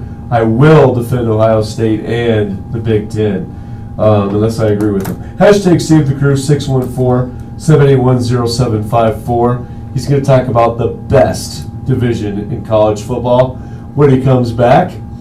And we're going to play one of my donut spot commercials here during this break. We are also going to kills my mic again. Ouch, I heard that go off this time. We are also, because I hit it pretty hard that time. We are also going to play Diamondbacks Major League Baseball spot during this one as well. So he gets that in there because he's been wondering when we're going to finally play that. Be a couple other surprises. We will also have some intro music for Diamondback here. It's his segment. So probably some AC/DC coming up. Not the whole song. We don't play whole songs anymore. We don't play whole songs on there. Anyway, Except his. except mine at the beginning. There's always something happening in downtown Sioux Falls. I heard it go click. Check out Santa Paul later on. That was awesome. Where you can discover the history of the area. After all that, you'll be hungry. After all that, you'll be hungry. I am hungry. Don't forget about How's that pot roast, Laura? I am in the mood for that pot roast. Did you put the veggies in? Put the veggies in if you It's haven't put them exactly in. like nothing else. Visit details.com for more information. And happy holidays, downtown Sioux Falls. I'm the Diamondback, and this is this week's Who's Hot, Who's Not in Major League Baseball. And I screwed this up American really League bad. East, That's why we're playing this one right before your segment. Go to the bathroom. You have to hurry. I'll be alright. Boston's not bad. His last 30 games, he's actually had 23 at-bats, 9 hits, 3 doubles, and 4 RBIs. Over those 30 games, he is batting at .391. Out of the American League Central, Cleveland is the top, 61 and 49.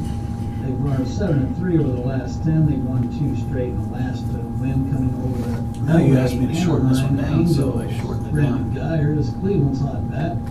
His last 30 games, he's had 46 at bats, 14 hits, 3 home runs. Get this to 4 8:45 RBIs. He's before we batting get back. 304 over the past 30.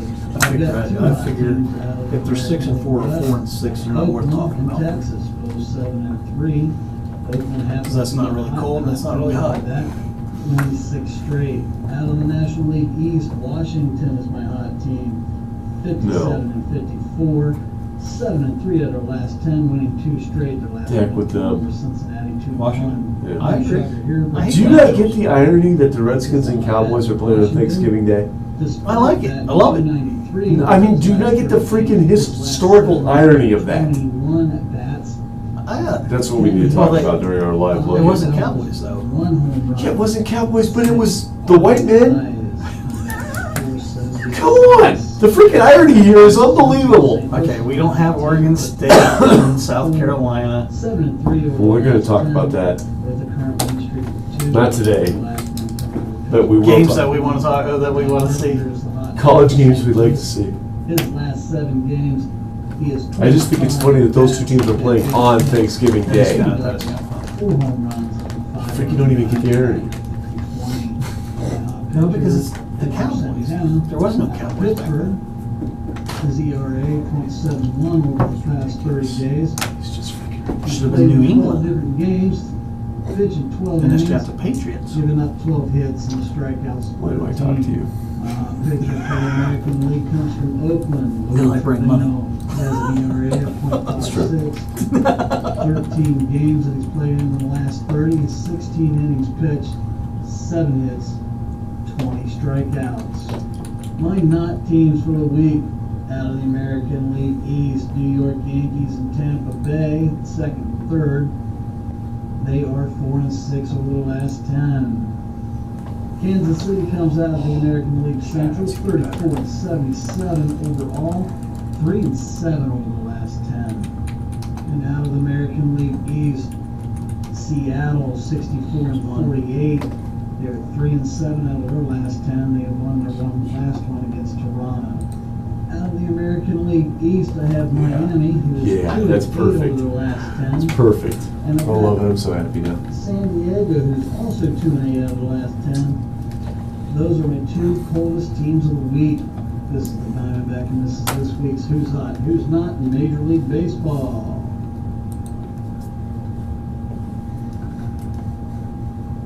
Hey, it's the iconic Drew. And have you ever dreamed about being on the radio, or television, or a media job in general? Well, as a proud alum of the Ohio Media School, let me tell you, that is the place to go.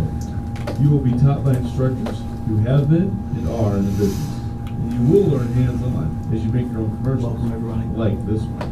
We are School commercial. is located at 5330 Break right now, East so Main we'll Street. be going back Columbus, live Ohio. here in just a minute. Website, It's coming up to my beanonair.com. rant, Phone number and is 614 I gotta get serious. So the 4945. cans will come off So do again, what the iconic group did and and go to the hat will go on. Go to the Ohio Media School. Diamondback. Yes. When we come back from this break, it's your segment. My segment. So are you ready to introduce your segment, talk about the Ferocious Money Productions and all of that, or do you still want me to come in and introduce the topic, introduce the segment? Go ahead and you do it because I'll probably mess it up. Well, it's your segment, but I'll do that. What's that phone number we're at? 614-781-0754, hashtag save the crew. Right, exactly. So, yeah, having your own segment, I mean, like I said, that's what you got to get to eventually as far as that's concerned. I'll eventually get there. I'll get more comfortable. Let me get a little bit more comfortable. I'm still stuttering. Still stuttering. You're okay. You're doing okay. All right. We'll let you off the hook this time for All right. tonight. So you tired of the same old for subs? Come try Cosmic Subs. Cosmic Subs has all kinds of delicious subs made on whatever type of bread you want. We've got Italian, ham and cheese, steak, This is my best and of commercial. course the famous BLT. among This numerous beats the other crap out of options Todd's to commercial. here. This is the iconic Drew Man. Whenever I want to sub, I go to Cosmic Subs. Why? I'm not trying to be arrogant here, I'm just being honest. It's simple. No, I gotta say. Cosmic Subs is Makes me wanna go to Cosmic Subs. Today through the And they don't week, even I exist. sub at full price, second half price.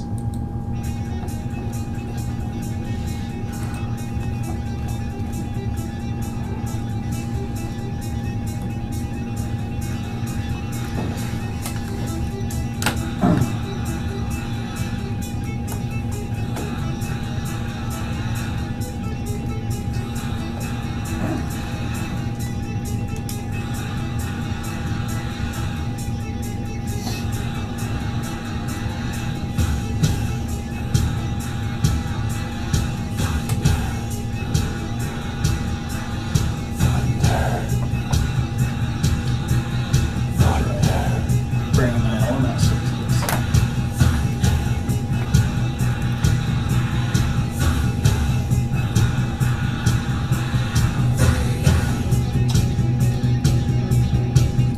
And welcome back, everybody, to the iconic Drew and Diamondback Sports Opinion Show. That is the Ferocious Bunny Productions of the iconic Drew and Diamondback Sports Opinion Show. And that was his intro music there. A little bit of Thunderstruck by AC/DC. Hoorah. And so I know he's a huge AC/DC fan. Once again, folks, we're at hashtag Save the Crew, 614-781-0754. And Diamondback, I am now going to do something I don't do very often. Turn your own mic on. I'm going to mute my microphone, and you have the floor for your rant. Go for it, brother. All right. Since I am going to call out the Big Ten. Okay. I live All here right, in that's it. Columbus. Oh, what? You already muted me. Oh no. Just kidding, go ahead. Anyways. You're back. Anyways, I am going to call it the Big Ten, so I am going to say this. Hashtag Save the Crew hotline, 614-781-0754. Get ready to call. All right, so here we go.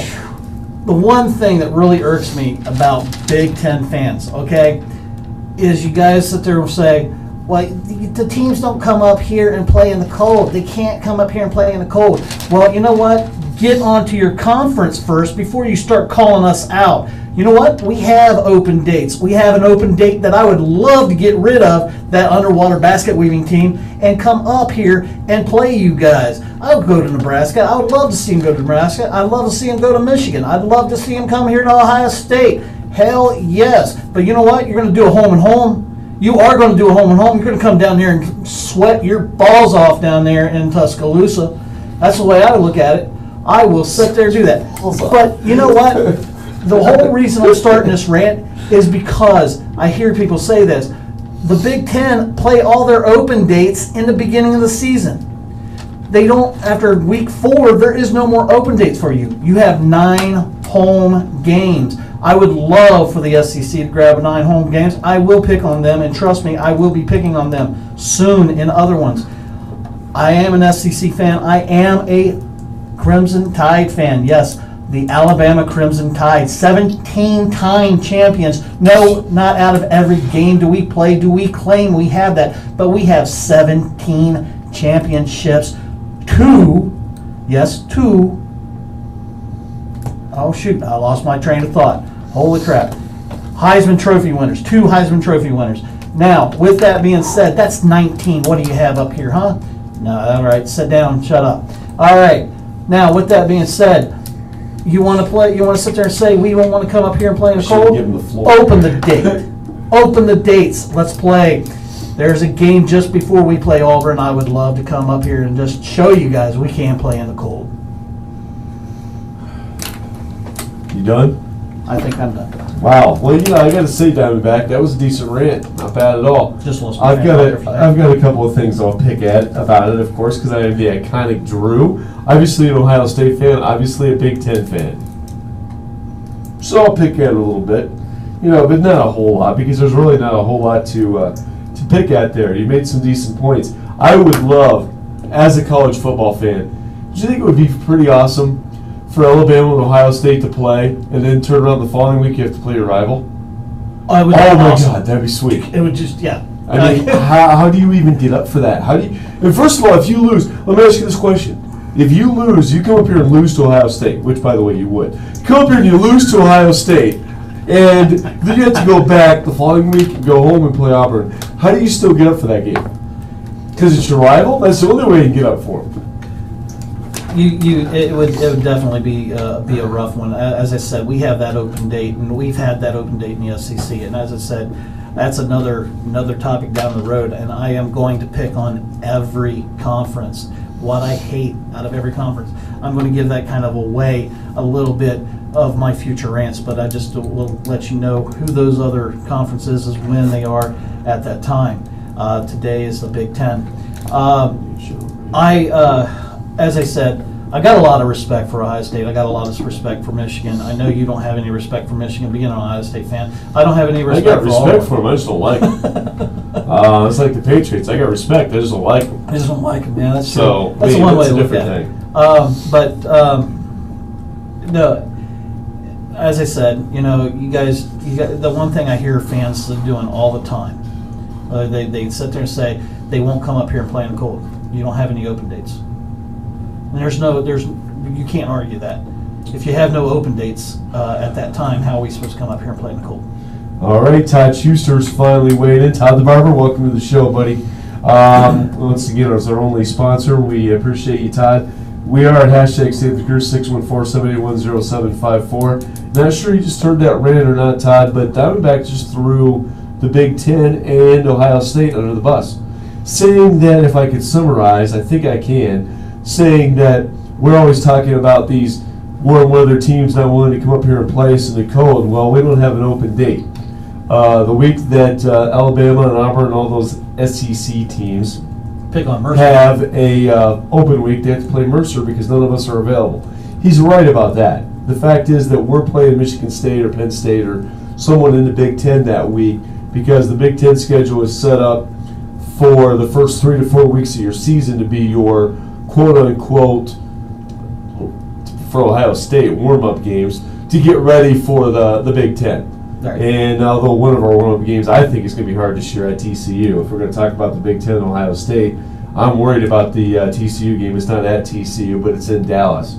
So it might as well be at TCU. Oh, you guys stepped up to the plate and actually picked up one of these Chick-fil-A games. Yes. That's we awesome. do this all the time. Come on, step You do it up all on the time. plate. Do it all the time. When do you do it? There's been several times Ohio State's done that through the years. When have you picked up I'm a not going to Chick-fil-A? go through the years, but there's been several times that Sit we've down, done shut that, Diamondback. No, I won't sit down, shut up. I'll sit down, but I won't shut up, especially for you, for your freaking SEC ass. Give me a break. We do it every year.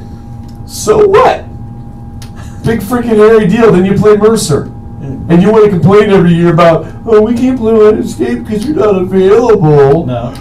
You're not available. You've already had your open dates. So I'm sorry. You're change the SEC schedule around. Why are you messing with us? Why we got to change? You got to change your schedule. Why we got to change for you? No, you got to change. Cold. Why are you freaking playing SEC games in week 2? What's that all about? That's crazy. We open up that way. I know, that's nuts. Why would you play your own division in week 2? I don't know. Why is Ohio State playing your own division in week 2? Oh, that's right. Indiana's not really a team. Right, we did play. Indiana gave us a tough game. Let's not even really. Oh. Indiana's tough at home. The thing I'll say about IU football, they're tough at home, brother. They're not any good on the road, but at home they figure out how to be tough. Yeah, they whenever you play no matter who it is, they step up to play Ohio So State. where are you at, Buckeye fans? Where are you at, Ohio? I called y'all out. He called us out. Hashtag 614-781-0754. Hashtag save the crew. Give us a call. I haven't called Nebraska fans out. Diamondback called. Well, is Nebraska really playing football these days? I'll call them out. Talk about freaking, let's join the Big Ten and then suck. Thank you, Nebraska. Go home now. Why'd you even join if you weren't going to be any good? What's the point? It's crazy talk. So, I know Todd the Barber's on there. Todd, we have played your commercial a couple times. And, as everybody can see out there in Facebook world, Iconic Drew is looking good thanks to Todd the Barber. Taking care of my that's right. You did go see Todd this week, didn't I you? saw him on Saturday morning. We had some interesting conversation. And, Gee, I wonder what you talked about. Could it be hashtag Urban Meyer? Hashtag Save the Crew. Hashtag Save the Crew. And we're 614-781-0754. Right, 614-781-0754. I'll be surprised if we don't get a phone call during this segment. He's like I said, Diamondback called us out. Or do you guys just agree with him? Do you guys agree with him? Well, we've talked about it for years. Thanks. We've talked about it for years. We want Alabama to come up here and play Ohio State. I would love to see it. I'd love to see it. And I'm not scared for my team at all on that. Should be. I'm not scared for my team at all. We've stepped up for years playing these games and actually giving up one of our home games always to go play these Chick-fil-A openers. You know, usually we play out of, we go to Atlanta to play, but Yes, Atlanta. Atlanta, yeah, that's an away game. Not much of one. I know, because that's right. Yes, Georgia Tech, and we beat you out in your own home state. right, exactly. Yeah, who's more popular in Alabama and in Atlanta? Alabama. Well, they're there every year. So, once again, folks, he's calling us out. He's calling out the Big Ten, calling out Ohio State. I mean, personally, I think that these schedules need to be turned around. Todd's chimed in on my Todd's jumping on your Facebook yeah, page? he's chimed in on mine. He said he just basically tells me outside. Well, he's right. Todd, call in. Yeah. Tell him he Todd, sucks. yes, Todd, call it. I'm calling you out. 614-781-0754. Hashtag save the crew. Because Todd has actually been on our show, a guest on our show. Yes. And as I pointed out to him on Saturday, he decided to leave because we started talking about the NHL instead of golf. He said, and he's absolutely right, at that time our show was on from 8 to 10. Yeah, no. Or 9 to 11. 9 to 11, yes. Our show was on 9 to 11 back in the day. And I just referred to back in the day about a month ago. A month ago, yes. That's right, back in the day. So when Todd was here, though, we were late. We were on late that night, so I understand why he had to go. And he hadn't been home, and Todd is a family man, so he needed to go home. He needed to go home and check in with the kids and everything, make sure everybody was okay, and be ready to open the shop up the next morning. If you're wondering what shop we're talking about, folks, that's Todd's Barber Shop on Latimer Street in Hilliard, Ohio. So a shout out to Todd. You know, when I went out there for my haircut a couple weeks ago, actually drove out there, and when I finally found the location, I actually drove past it by accident, not realizing where it was at. And me and Laura actually went out there.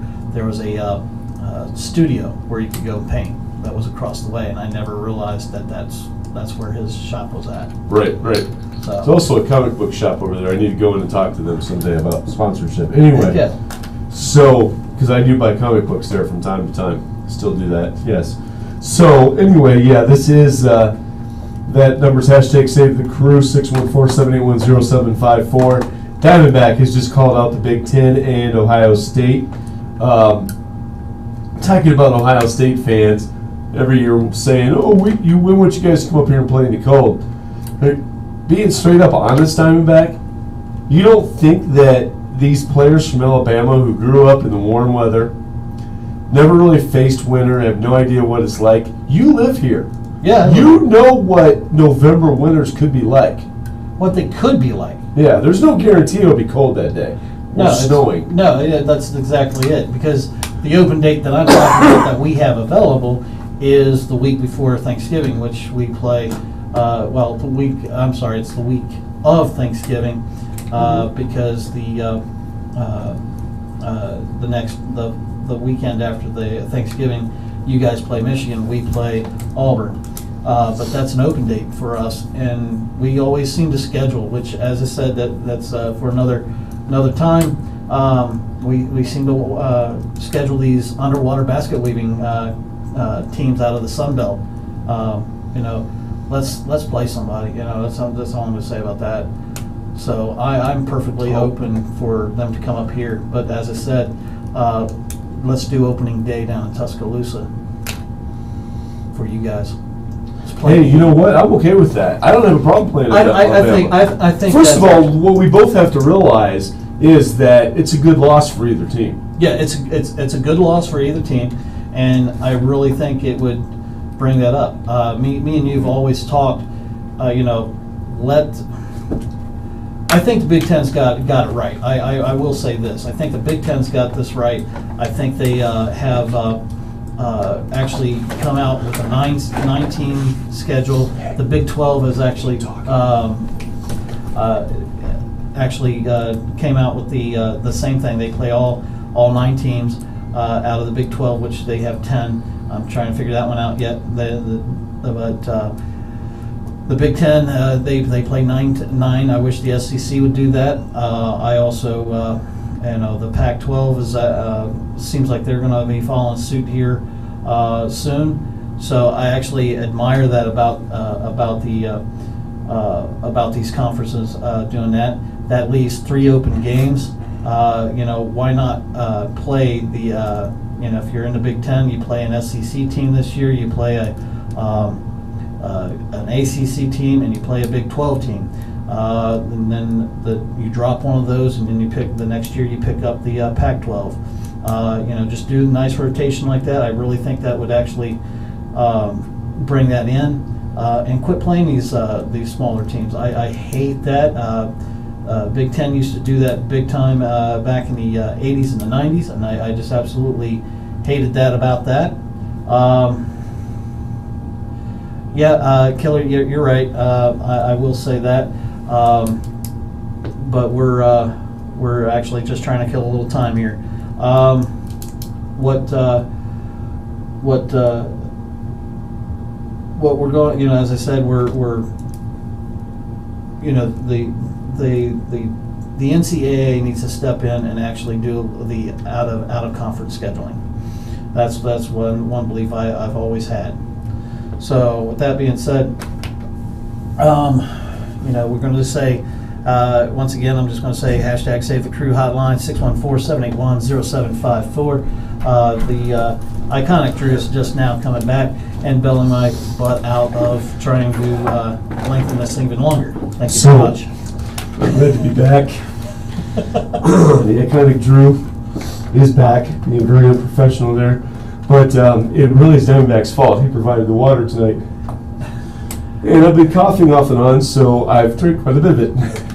Anyway, we are at hashtag Save the Crew, 614-781-0754. 614-781-0754. Come back from this next break, we're going to have the iconic Drew rant and the Diamondback response. So here we go. During this break, we will. Iconic Drew's going to catch his breath during this break. That's one thing. We will also have the NHL update during this break and some other surprises. Todd's commercial for one, of course. So we'll be right back with all that.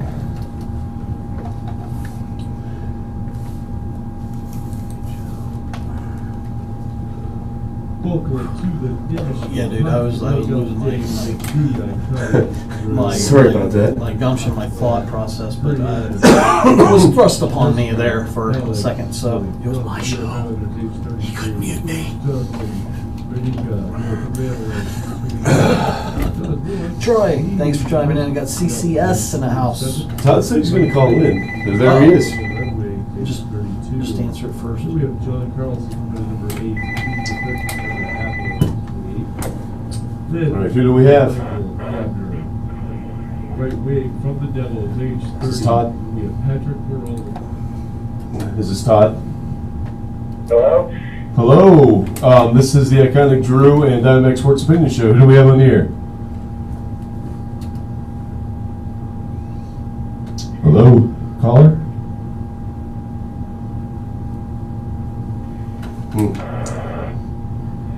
Hello? Hello, I can hear you. Can you hear us? Barely. Barely. Is that better? A little bit. A little bit? Okay. Who do we have on the line? Todd the Barber. All right. Todd. Todd is here. He is a family man. And Todd does an awesome job with haircuts. As we were coming back on that, Todd, what's your thoughts on what Diamondback had to say in that last rant? Well, pound for pound, team for team. Please tell me who plays tougher teams than the Big Ten, week after week. Oh, we're going to go down that avenue. Do you play LSU every year? Do you play Texas A&M every year? Hey. Who do you got? Oh, yes, that's right. That was called the Big Ten or Big Two, Little Eight for how many years? Then you picked up Penn State. Then I thought you guys did really good and picked up Nebraska, and then Nebraska just shut down. So now, who do you play? Thank you very much.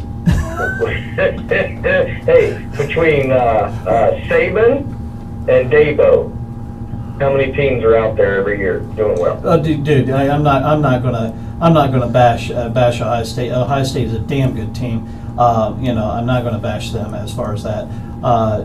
You just mentioned the three best coaches in college football: Saban, Meyer, and Sweeney. There it is. That's just hands down. The only thing you did wrong on that Diamondback is you didn't put Meyer first. No, because Meyer, right. Meyer is the better coach. How many national titles? How many national? Oh, that's right. 6-time champion. I will be honest. You do get the national championships. Yes. It's hard to top that, Todd. We can't really argue on that too much. Yeah. Unfortunately. You guys do get the Heisman Trophy winners, though. I will give you that, hands down.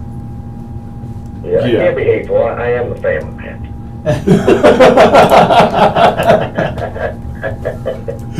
Oh, so, Todd, I did only give the information that you allowed me to give when we talked about Meyer. I appreciate your our candor the other day at Todd's Barbershop when we were talking about that subject. But at the opening of the show, I don't know if you were listening then or not, but we talked about Urban Meyer and the situation going on and all of that. They came out Sunday and said they're going to wrap this up in 14 days. Yeah. So, that's a good thing considering we will know before the season starts. By next Friday. Whether he's coming back, when, or if he's going to be gone for how long. So that's kind of where we're at with all that. Any reflections on anything that we can talk about on the air at this time? It's tough. I'll tell you. I'll give you an opinion. How's that? That's what the show is. If Gene Smith still has a job at the end of this decision, I think it is outrageous because there is a lot of fun stuff going on about information that's floating around of some certain people that already knew beforehand, way before, and other certain people were trying to maybe possibly have to take a fall for somebody else, and I hopefully think that Gene Smith will be the one guy now that will finally have to step down, and I think it's very well long overdue. That's what I was about to say. That's long overdue. I don't think Urban Meyer deserves to lose his job over this. I really don't. I think he did the right thing. He handled it the correct way. I think this falls higher above him. That's just my opinion. Oh, yeah. Isn't it interesting though that it's Gene Smith that called Meyer to come back from the recruiting trip to file the That's what I'm paperwork? getting at. Right. Yeah, Yeah. when you come home 3 days early, somebody knew something beforehand, and probably way before that. But Yeah. just a lot of things that have come out that I'm not going to discuss because I can't. Just Right. things that happened in Florida, what was promised when they got here, certain things with police departments and 911 calls, and some of the stuff that's come out. I mean, there's just a lot of stuff about this chick and what really happened that the public will probably never hear about. Well, something I heard on the air the other day off, I can't remember what station I was listening to, but something they actually called. She actually called the police or 911 like 20 some times or something like that. I can't remember the exact number. More than that. And after a while, after like the first dozen, the 911 operators stopped sending the paramedics and just sent the police to go out there, and there was still no physical damage to her. Well, and you're right, but it's a little backwards from what I heard, and it's still truthful, but I heard it was 911 calls until they finally decided no more sending of the ambulances or fire trucks, and that's when she started blowing up Powell Police Department. Okay. And this is public knowledge, and then the Powell Police Department on the first and second day of this investigation were there on behalf of Mr. Smith, not against Mr. Smith. Right. So it's just, there's a lot more going on than anybody will probably ever hear. Yeah. No. And I really believe that Urban Meyer did what he was supposed to do. There were things said to and from certain people before they came, agreements when they got here, and I really believe that from who I talked to that Urban Meyer did exactly what he was supposed to when he finally found out. I think Urban Meyer was left in the blind for a couple years about things that were going on. That's probably true there. But as I explained it in the earlier, as I said, we don't know what you heard, but I explained a little bit about Title IX.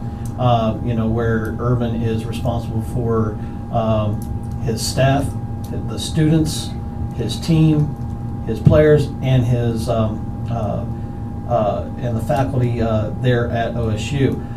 Anything that goes on there.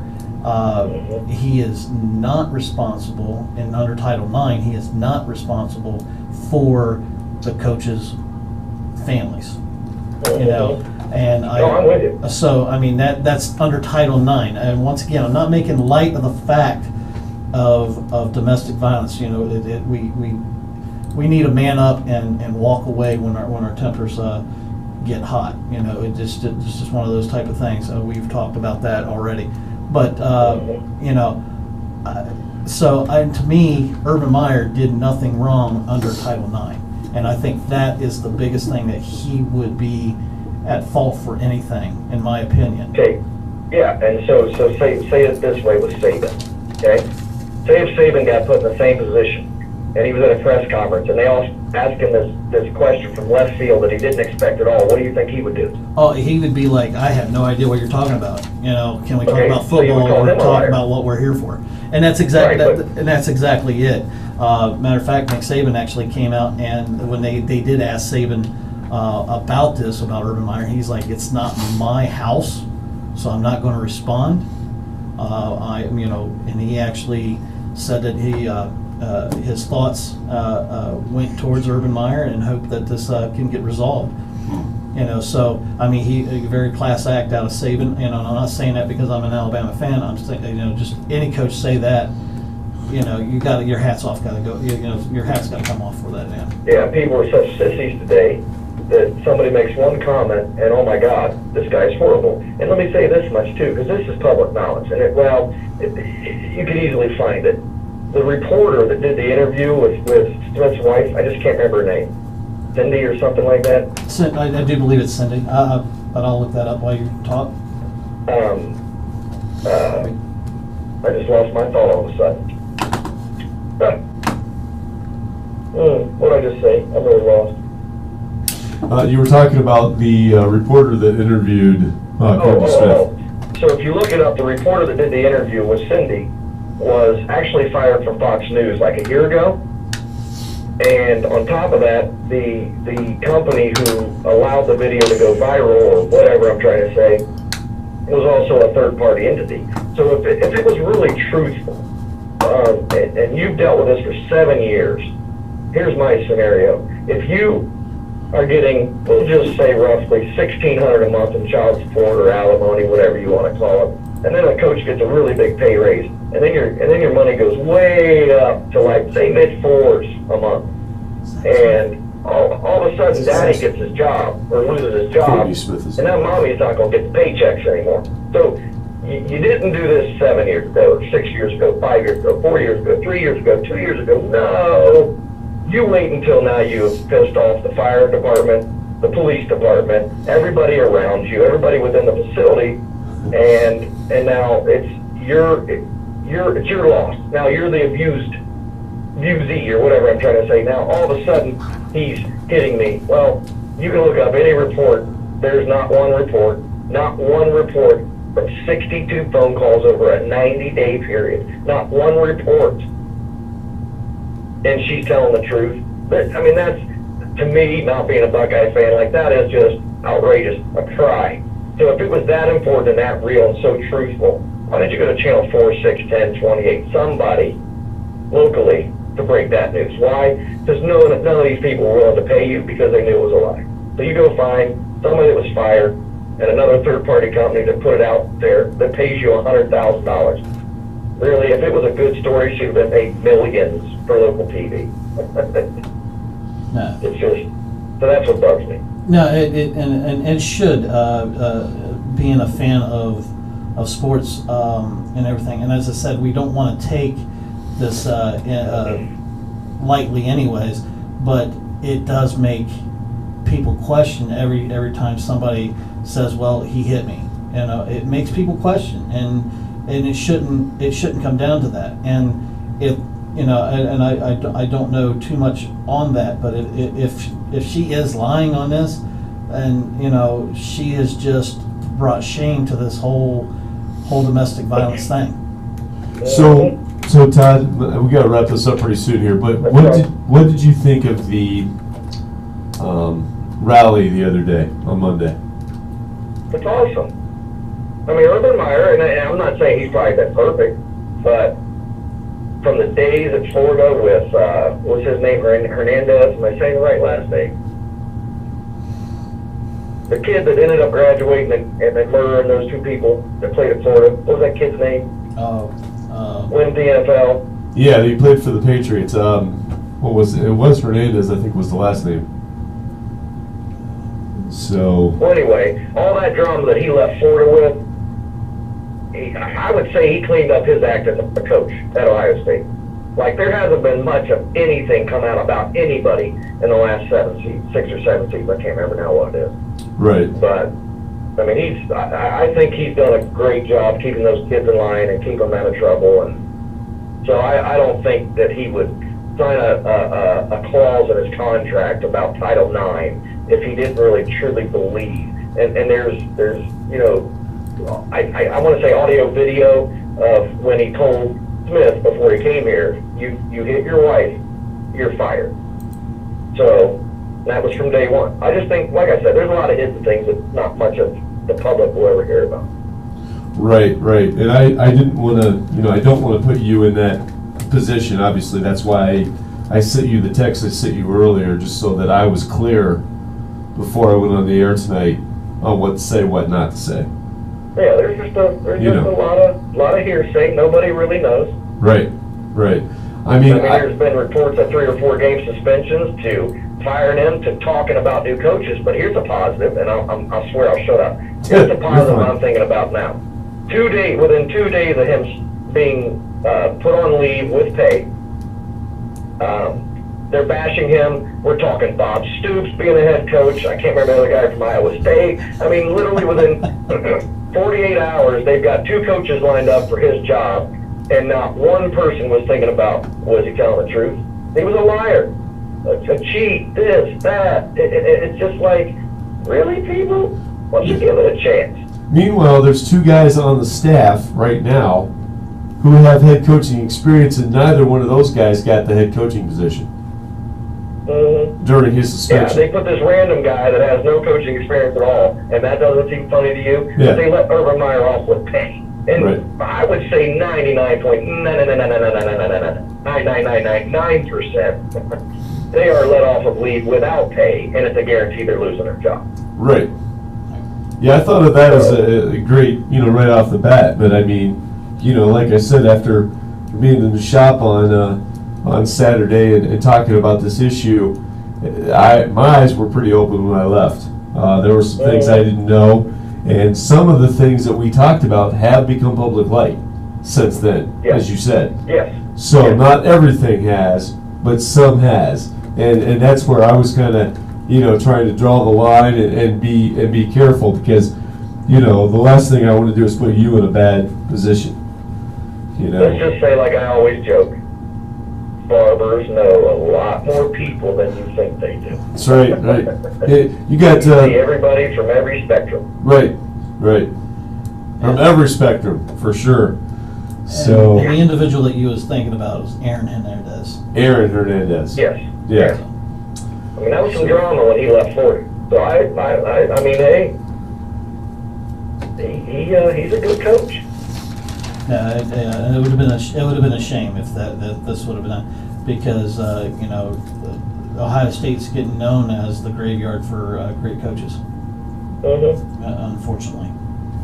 Yeah, and it's just like when they were talking about the two head coaches, it was just like all of a sudden, he's gone. Oh, but sorry, everybody. I don't know how many stations I saw or heard. Sorry, everybody. We know you don't want to hear about this, but, we have to talk about it. Yeah. And I just want to say, no, it's good flipping media is what you're telling people. Let's give them the definition of the words that you're using.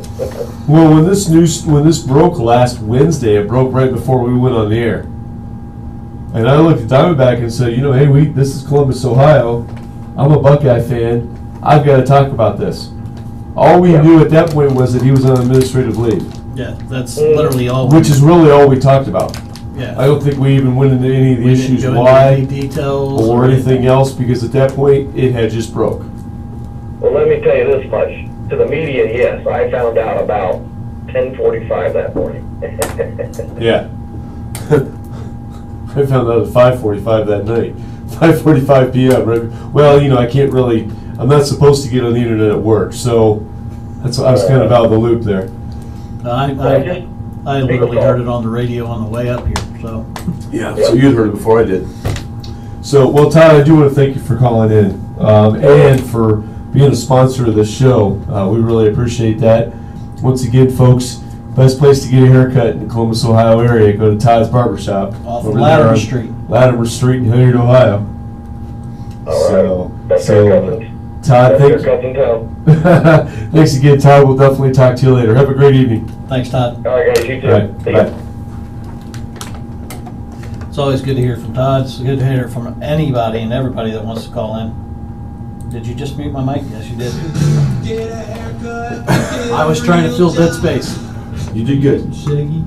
You did fine. Visit your mom. She say, "Who's the new girl?" Well, this Who's is the new girl? Drew. Every time I get a haircut, I go see Todd at Todd's Barbershop. There are always sports on the TVs. and everyone Thanks, has Todd. an opinion Appreciate on it, brother. You the Sometimes man. even topics from the iconic Drew. Jason, That's thanks for Jerry tuning in. Wilson's Sports Opinion Show. Todd has been cutting hair for over 18 years. And he's very personal. He will give his opinion on He will. sports and anything else we're discussing. If you want to get a great I'm off haircut, myself every time I hear that. He go will. See Todd the Barber at Todd's Barbershop, located at 3867 Latimer Street, Hilliard, Ohio, in the heart of downtown. Kind of Hilliard, cracked there just a near little bit. Columbus, Ohio. Hours are Tuesday, 2 p.m. to 6 p.m. I love the music Wednesday, put on this 9 a.m. to commercial, 4 though. p.m. Thursday, Get a 9 a.m. to haircut and 6 get a real p.m. job. Friday, 9 a.m. to 4 p.m. and then on Yeah, we'll Saturday, pop it from all 7 a.m. back. to 1 p.m. Thank you. Closed on Sunday and Monday. Somebody has to. So if you need a haircut, do what the iconic Drew would do. Todd. Just mess with you, Todd back. Good God.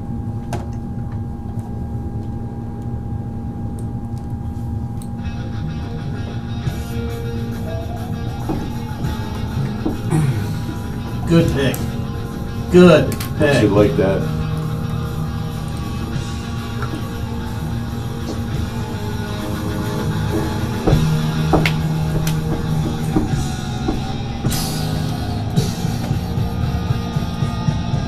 But you're a Steelers fan, not a Bengal fan. I know. It's the only problem with this. Because they do play this at Bagel Stadium. Do they? Yeah. Welcome back, everybody, to the iconic Drew and Diamondback Sports Opinion Show. This is the Ferocious Bunny Productions of the iconic Drew and Diamondback Sports Opinion Show. We are at hashtag Save the Crew. Phone line 614-781-0754. Diamondback's mic is muted because it's time for the iconic Drew rant. That happens next. So, I'm just going to set a little bit background to it as far as that goes. Last week, we talked about the Hall of Fame. We talked about Terrell Owens' little speech over there at University of Tennessee, Chattanooga, that he didn't go to Canton, but he still got in the Hall of Fame. And how much iconic Drew thought that was wrong. Diamondback thought it was okay because people can run amok. So, but Say that exactly. the Hall of Fame has come out with a new rule here, and this is what I'm going to rant about. Because I believe, and before I get to a little more background on it, last week Diamondback pointed out that they won't go all over the country. It'll still be, it's just this one guy. It's not going to become a thing, or as far as that goes. But I disagree. I still feel like if you let these guys, these multimillionaires, hold their own little speeches and their own little parties wherever they want to hold them, they're going to do it because they're all a bunch of divas.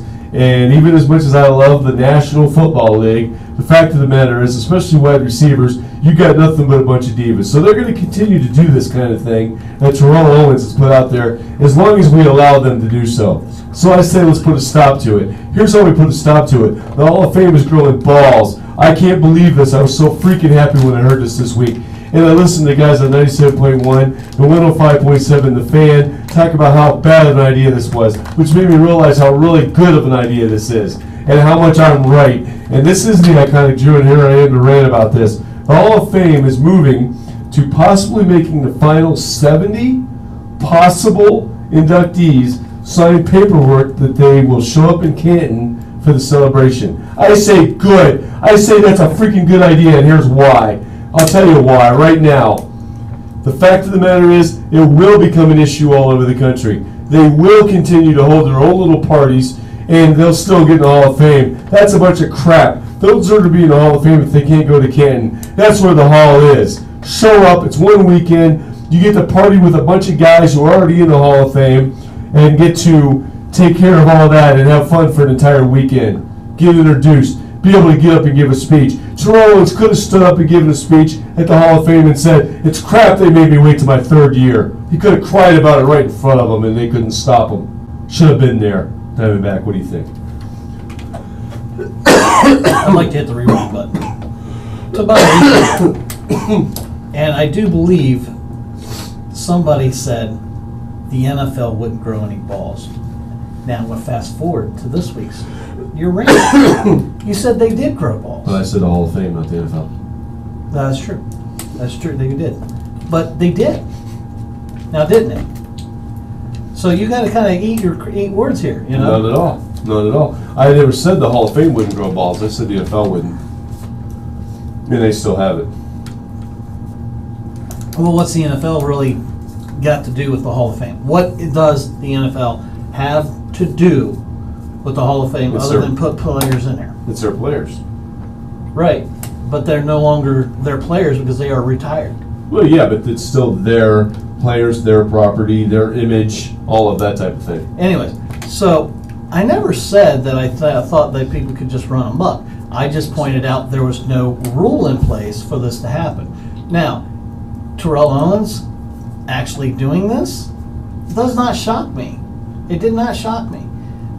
It really didn't. It didn't shock me either because of his antics throughout his entire career. But my point was, Diamondback, you need to listen. My point was that players are going to continue to run amok and continue to do this all over the place. What we're going to have eventually, if they don't do something about it right now, Because we're going to have 6 or 7 speeches around the country. Oh, I can see that happen.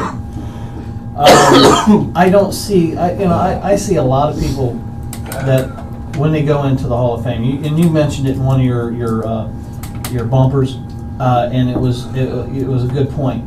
These guys put football, family, what was it? Football, family, and It was faith, family, football. right, and in that order that you just Yes. said.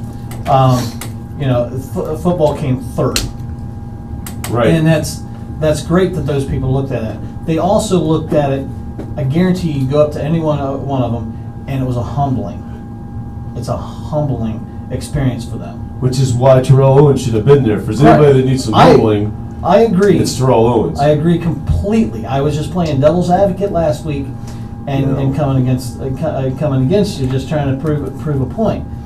There was no rule in place, and I agree with you. I think this here is a great way to keep that from happening.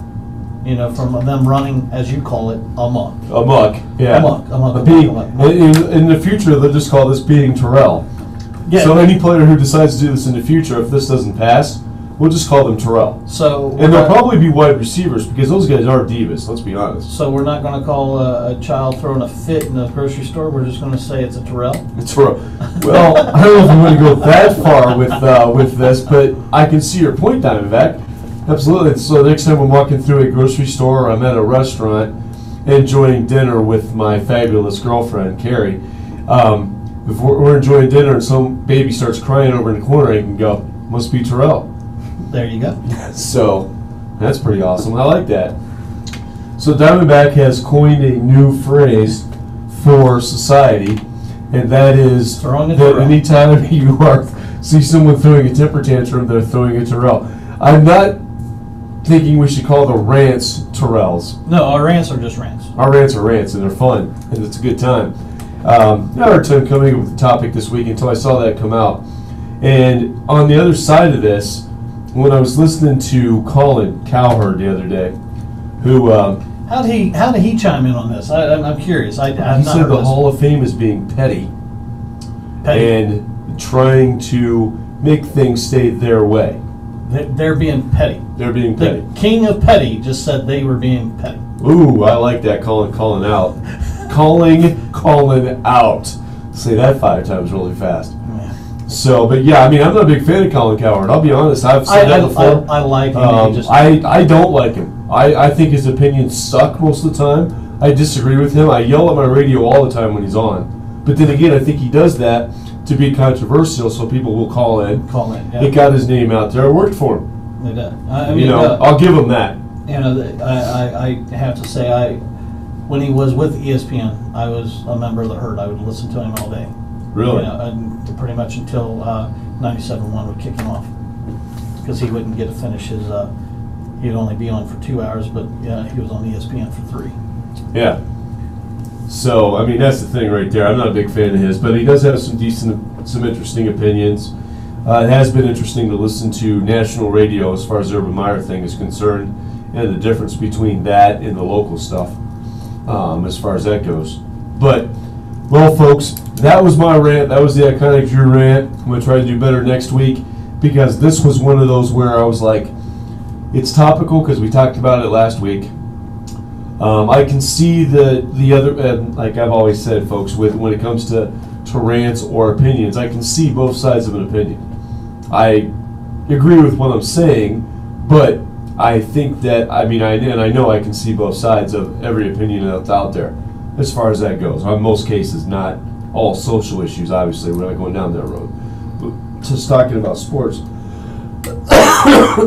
So I think that, but with this issue right here, I don't think the Hall of Fame is being petty by saying, we want you guys to, this is a special weekend. And Terrell, as much as we want to pick on Terrell, he missed out on a special weekend that he can never get back. Now I'm going to bring this up because somebody actually brought this to my attention. Terrell Owens had basically a free weekend that was going to be given to him, that he could have went up there and done that. Somebody pointed out it was $8,000 per person for Joe Schmo to do just one of the events. It is expensive to go to the Hall of Fame. Yeah, on that week.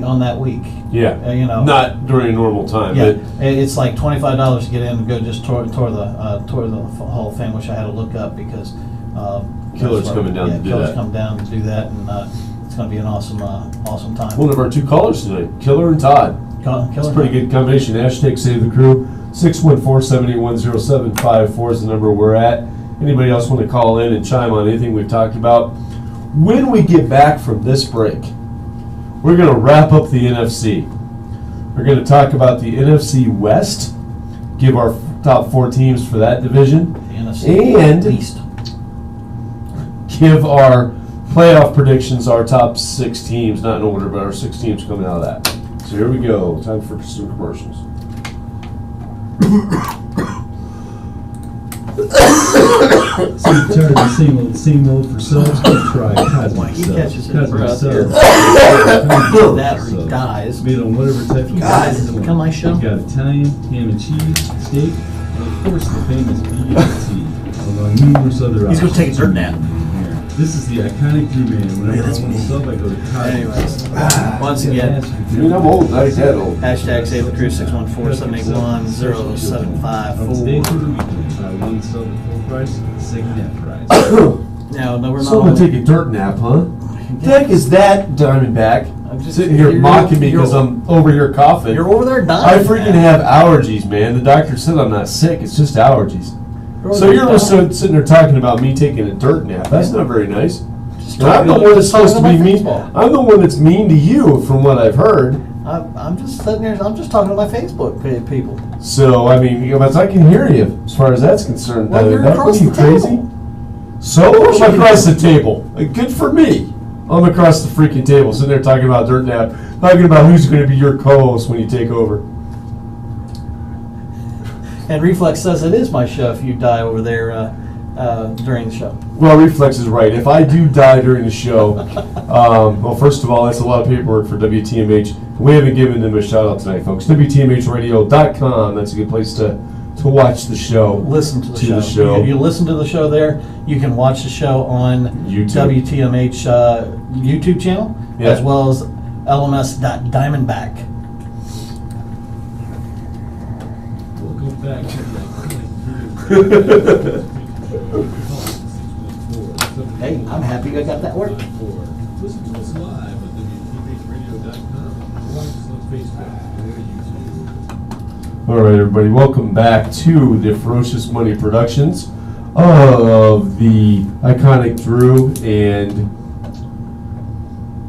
Sports Opinion Show. Oh, ouch! Yes. I've been fired. No, folks, I'm just joking. That is the Diamondback over there, and I want to thank him for being here. He's been a great friend over the years. That's why we can joke around with each other so much.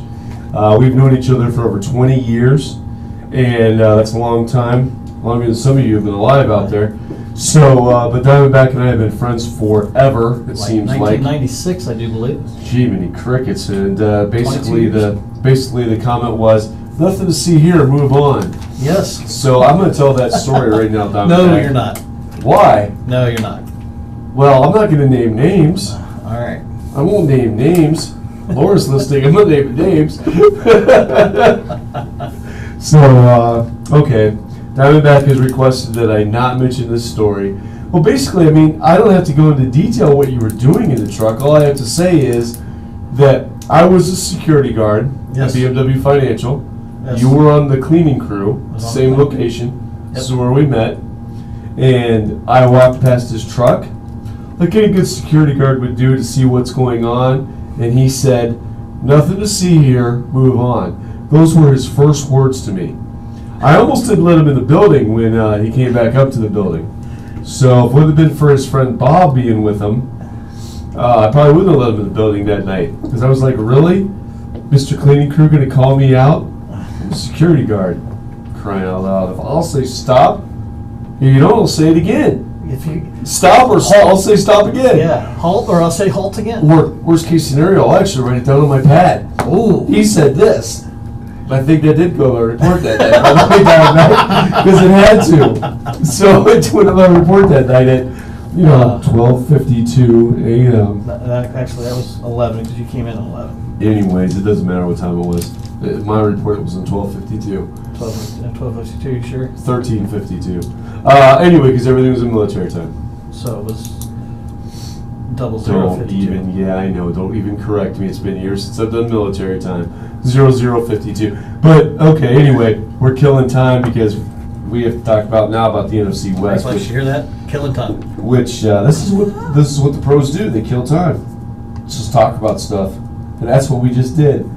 So anyway, the NFC West. We're back to the National Football Conference of the National Football League. Diamondback, who do you have in fourth? In fourth, I have the Nines. They're going to suck so bad, they're just going to be known as the Nines. They're losing the 4. Oh, the 49ers? The 49ers. Wow, we got something to talk about on this one. Uh-oh. In fourth place, I have the Arizona Cardinals. Sorry to my relatives that live in Arizona that are fans, but I got you in fourth this year. Who do you have third? The Arizona Cardinals. Okay. Well, that's not bad. We're close on that one. In third, I have the Seattle Seahawks. Oh. Seattle. Seattle, does that hurt? Oh. I'm missing something here, But this one here, I see. Who do you have second? I see an 8-8 team coming out on top. It's not much of a conference. Yeah, no, it's not. I actually have the Rams in second place. Okay. Well, I have the 49ers in second place, who you have in dead last. So there's a team we can talk about for a minute. My boy Jimmy. Don't doubt my boy Jimmy. That's all I'm going to say. So obviously then you have the process of elimination. You have the Seahawks winning the division, which is absolutely insane. But that's who you have. As I said, that means they're a playoff team. Based on the current structure of the playoffs, which we could talk about on another show, whether the structure is correct or not. We're going to have a 7-9 team making it. Maybe out of that division. That's a possibility, maybe 7-9 winning it. So, why do you have so much faith in the Seahawks? This is a conference that I really know very little about. I mean, again, I just hate the Niners. I think that was a homer pick, from there, to be honest with you. I just hate the Niners. Love to see them coming dead last all the time. But I see the Rams stepping up and actually doing some good during they moved back to LA. It seems like whenever they move, they do step up. So though I don't know where they're going to move to next. Well, they can't go much further west. Maybe, Hawaii. Hawaii, yeah. Exactly. And Alaska. So I was just thinking those two places. But other than that, they can't go much further west. They come back east. But okay, so you like the Seahawks. You feel that Russell Wilson can lead a team to the playoffs in a division that features a loaded Rams team, a loaded Niners team. Jimmy Garoppolo, that's all I got to say. The man's undefeated. He hasn't lost yet, Diamondback, as a starter in the NFL. Then why didn't he win the Super Bowl? Because he started late in the season. He got traded from the Patriots. He was undefeated with the Patriots. And then he took over with the 49ers. He was 2-0 as a Patriot. And then he won the last 3 games of the year for the 49ers. Bringing up the Niners schedule here. Yeah, and I'm looking at the Rams depth chart. So Jared Goff is the quarterback. Better than Russell Wilson. Oh, yes. They're definitely better than Russell Wilson. They also have Todd Gurley at running back. They have Brandon Cooks at wide receiver. Robert Woods at wide receiver. They have tight end Tyler Huckabee. This is a team that is the most loaded team in the NFC West. May not be saying much, but that's a fact. Yeah, I mean, I'm putting a lot of faith in the Seahawks coach. That's where I'm putting the faith. I really do. The guy who decided to throw the ball on 3rd and goal against the New England Patriots? This guy is a horrible coach. I'm sorry, I've never been a big fan of his. His name escapes me at the moment. It does me as well. I just remembering there in the I do believe as the Oregon coach. I do believe. No. USC. USC. Thank you. So, but his name escapes me too. But I'll have that here in just a moment. Yeah, they open up at the Vikings. The Niners do. They've got the Lions, the Chiefs, the Chargers, of course, Cardinals, the Packers. Well, Pete Carroll. See, I don't know why I couldn't think of the name Pete Carroll, folks. I apologize. Pete Carroll is the head coach of the Seattle Seahawks, and here's the guy who decided on either 2nd or 3rd and goal against the New England Patriots. Oh, let's throw the ball. Let's let Russell Wilson throw the ball on 3rd and short right outside the end zone. And they throw an interception, give freaking New England and Tom Brady another Super Bowl victory. I freaking can't stand Pete Carroll. This guy's so freaking overrated, it's not even funny. So could you stood him if Russell Wilson completed that pass? Oh, heck yeah. But it's still a bad play call. Even if they complete the pass, it was a bad play call. Yeah. You're 1 inch from the end zone, you give the ball to the beast, man. He's in the backfield. Give him the freaking ball. Run the ball. Yeah, they actually got the draw of the AFC West. So that's the draw they pulled out of there because they got the Raiders, the Broncos, and the didn't do the NFC West any favors with that. No, they did we'll not. Get to that next week. That's the thing. That's what I'm saying. I can see us having another 7-9 team making the playoffs and winning, being a 4th seed. Right. Which is sad. I don't agree with that, but this conference here is the fight for last place. Well, and in last place will be the Cardinals, according to me. You got them in 3rd. Neither one of us have a lot of faith in the Cardinals. No. But you don't have any faith in the 49ers, which you've already admitted is because you hate them. I hate the Niners. I despise them. But even I'm giving more credit to the Rams. I think when I look at the Niners, I mean, obviously I love Jimmy Garoppolo. I'm so happy to see a kid get out of New England, out of Tom Brady's shadow, and be able to do something in this league. Because too often, quarterbacks leave New England and they suck. Well, that goes to the Kansas City Chiefs quarterback.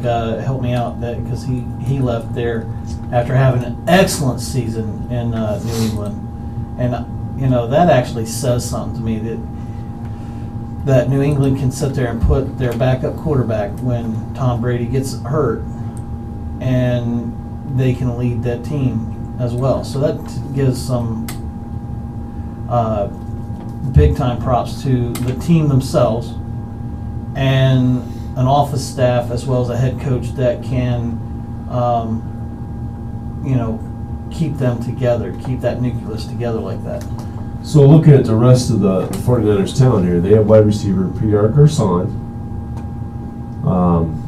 They have a tight end named Garrett Selleck, who's one of the best tight ends in the league. Not Tom's brother.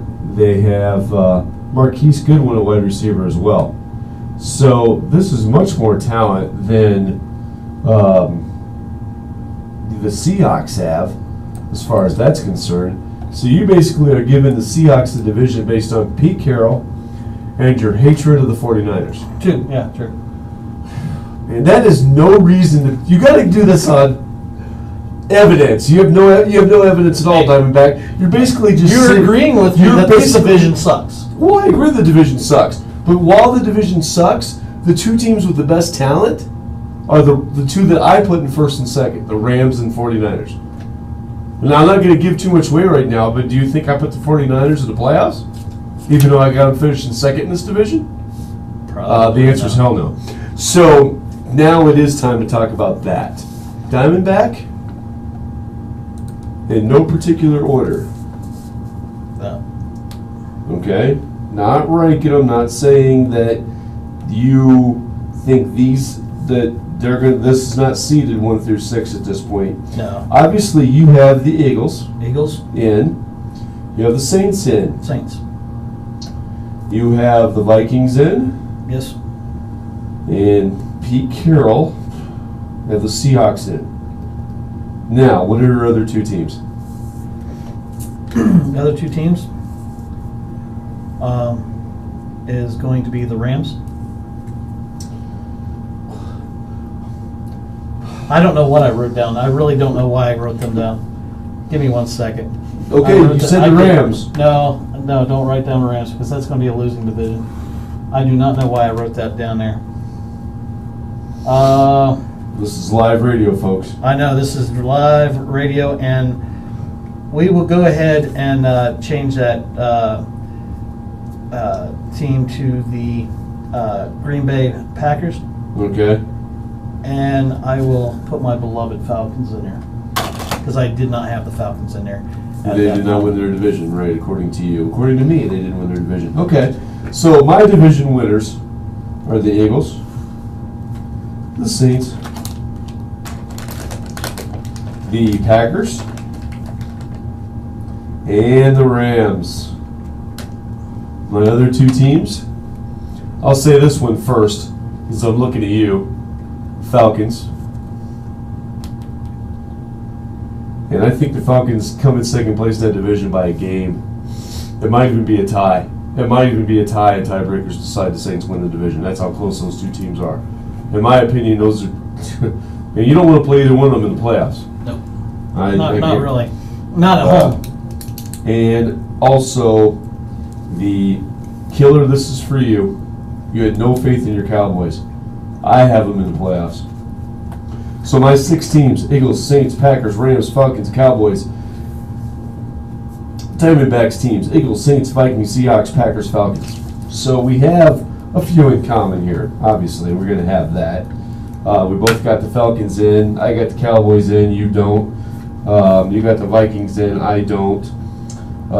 I've got the Rams in. You don't. You have the Seahawks in. I don't. So there's some differences there as far as that's concerned. So when we get closer to the season, what we'll do then is we'll go back and we'll rank those top 6. Rank your the teams that you think will get the first round byes, and then rank the matchups. Do the matchups and decide how the playoffs are going to work out, and eventually pick your Super Bowl team from the NFC to face your Super Bowl team from the AFC. So give you a little bit of homework going ahead as far as that goes, Diamondback. Not for next week, obviously, but I do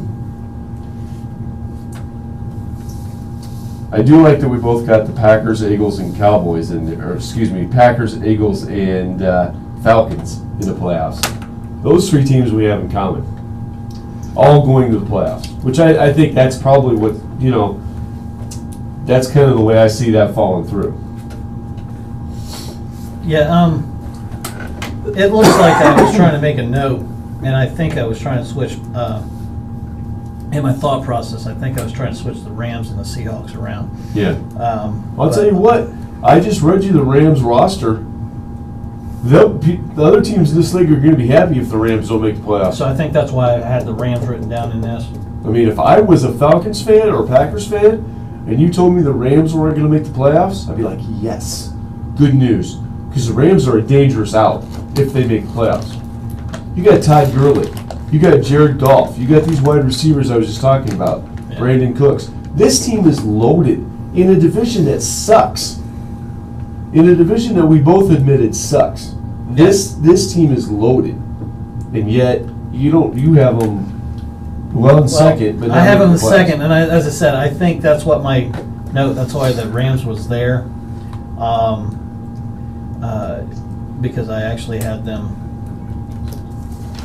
ranked somewhere in my list, and I just as I said, I was just trying to come around there. So I really think that's what I was trying to say. So I would like to go back, if you don't mind, and switch my Rams and my Seahawks around. It doesn't really so you're going to put the Rams in the playoffs instead of the Seahawks? Instead of the Seahawks, yeah. So essentially, Because I think that's literally where my thought process was, and that's why I had the Rams written down here. well, yeah, second team out of the NFC West is not going to happen. At least I don't see it happening. Watch this division be phenomenal this year, and It we'll probably will be. Yeah. We'll probably like I will. the 8-8 team will be out of the. This is not our tie calling in. I will allow you one mulligan. One mulligan when it comes to these picks. Although now they are set in stone. Now we're both stuck with these picks. I've made my picks for next week already. But anyway, we're going to talk about that when we get back from this break. Can't believe we're up to the last break of the night, folks. It's bittersweet for the iconic Drew because it goes way too fast. These 3 hours go way too quick. Certainly 3 of the fastest hours of my week. Definitely not the fastest, but definitely 3 of the fastest. And time just flies when I'm here. This doesn't feel like work. This feels like fun. It is a lot of fun. It really is. I actually look forward to this. I'm busy as all get out with work, with my actual job, but I absolutely love doing this. Yeah, it's something to look forward to every week for sure. All right, so we're going to play a couple commercials here. Maybe a couple other surprises that I try to throw Diamondback off as far as that goes. And it's a lot of fun because he doesn't always know what's coming next. Hey, it's the iconic. Yes, it's live Drew. mistakes. Have you ever dreamed Why about wouldn't there being be a in live radio, mistakes? television, or a media job in general? Well, as a proud alum of the Ohio Media School, let me tell you, that is the place to go. You will be taught by instructors who have been and are in the business. And you will learn hands-on as you make your own commercials, like this one. The school is located at 5330 East Main Street, Columbus, Ohio. Reflex is already phone number is anchoring to be your 614 replacement if you took it down. So do what the iconic I'm going to group get did. Reflex on this Go break. to the Ohio Media School. First of all, Reflex, I'm not going anywhere. I'm healthy as a horse. Anyway, it's just a little allergy thing. I appreciate your concern, though. Doesn't really sound like you're concerned, Reflex, when you're already vying for my job. But nonetheless, I'm going to call you out. I know you're a loyal listener. We appreciate that. Hey, Diamondback, when we come back from this break, we will sum up what we've talked about tonight with the NFC picks. Look at the what we're going to do for next week. We're going to tease that here in the last segment as well. We're going to tease it all day. And we've been teasing all day, but we're definitely going to tease it in the last segment of the day. We haven't really teased it. We've just kind of alluded to it. Yeah. That's called alluding to in the business. Oh, okay, I'm sorry. Yeah, we're going to tease now. We're going to tease now. In a minute after this next commercial here. Okay. But no, in all seriousness though, Reflex, we're glad you're a listener. And thank you for your concern and your support. Here's a commercial for everybody. One moment. Welcome back to the iconic Drew and Diamondback Sports Show. I'm just having fun today. That's all this is, man. Listen to us live. Listen to us live. Watch us on Facebook or YouTube. That was a smooth voice right there. I'll tell you what, that was the iconic Drew laid it down for you. Talking about this show, this is the iconic Drew. First of all, this is brought to you by Ferocious Bunny Productions. We are the iconic Drew and Diamondback Sports Opinion Show. We have a lot of fun throughout the night, calling each other out and all that kind of thing. But the fact of the matter is, I'm glad Diamondback stepped up to the plate and decided to come do this with me every week. It's a lot of fun. We have a lot of fun every week. And as far as that is all concerned, so definitely want to thank him for being here. I know I throw him under the bus on a regular basis, but it's all in fun because he does it to me too. Yes. So, we've been doing that to each other for over 20 years now. We've been friends for that long, and I'm sure we'll be friends for another 20 or 30 years until we are both, how is it you put it? Taking a dirt nap. Taking a dirt nap. Taking a dirt nap. No time soon, I hope. No time soon, I hope, Reflex. Anyway, but tonight we talked about the NFC and our picks for the National Football Conference of the National Football League. We also did both our individual rants where Diamondback pretty much threw all of the Big Ten and Ohio State specifically Out the back of the 4 on bus. under the bus. and which was very rude. But that's part of doing rants. Yep. And he made some valid points during it. I hate to say, folks, I hate to say that, folks. But he did make some valid points during it. And then I ranted about the Hall of Fame deciding to grow a pair of balls and do something about stopping people from being Terrell, or doing, as Diamondback put it, pulling a Terrell. Pulling a Terrell. Pulling a Terrell. And I think we should make that something that people start saying, pulling a Terrell. That kid is pulling a Terrell. Precisely, you know. You hear a kid griping crying at the restaurant, and you're trying to get some nice time with your lovely lady. And, you know, just look at the kid. Stop being a Terrell. Stop pulling a Terrell. Let's go respect their parents and be like, look, stop letting your kid be Terrell. Yeah. That's Terrell. not what we want. No, we don't want a whole bunch of. We don't need Terrells another out. Terrell. One was bad enough. One's bad enough, and he probably, So. repopulated himself. So. Yeah, unfortunately. And God help us for sure if his kids are divas like him. Anyway, so, but then we did do our top 6 playoff teams, not in any particular order, just based on where we picked them. And in the future, we're going to rank them and do our playoff picks and all that type of thing. Well, that'll be another show, a couple weeks. But I have, the Iconic Drew has his 6 playoff teams being from the NFC. Being the Eagles, Saints, Packers, Rams, Falcons, and Cowboys. The Diamondback has the Eagles, Saints, Vikings, Rams, Packers, and Falcons. Of course, he put his team in there at the end. As I said, I made a mistake. I actually, I couldn't believe that I made that decision and then did not correct my rest of my paperwork. I'm not talking about that one. I'm talking about the fact that you slid your Falcons in. Anyway, although not that they don't deserve it. They are a playoff team this year, for sure. You could write that down in stone. Falcons are in the playoffs. I mean, as I said, I've got It's going to be interesting in a couple of weeks when we put together, because what we'll do, folks, in about 2 weeks, I want to tease 2 weeks from today. This is how good Iconic Drew is. 2 weeks from today on this show, part of what we're going to do on that show, and it may not be the entire thing, well, we're going to do both. We're going to do that night our NFC picks and our AFC picks. And what we'll do is, and Diamondback and I haven't talked about this, but I'm the Iconic Drew, so here it is. So, what's going to happen in 2 weeks from tonight? Nope.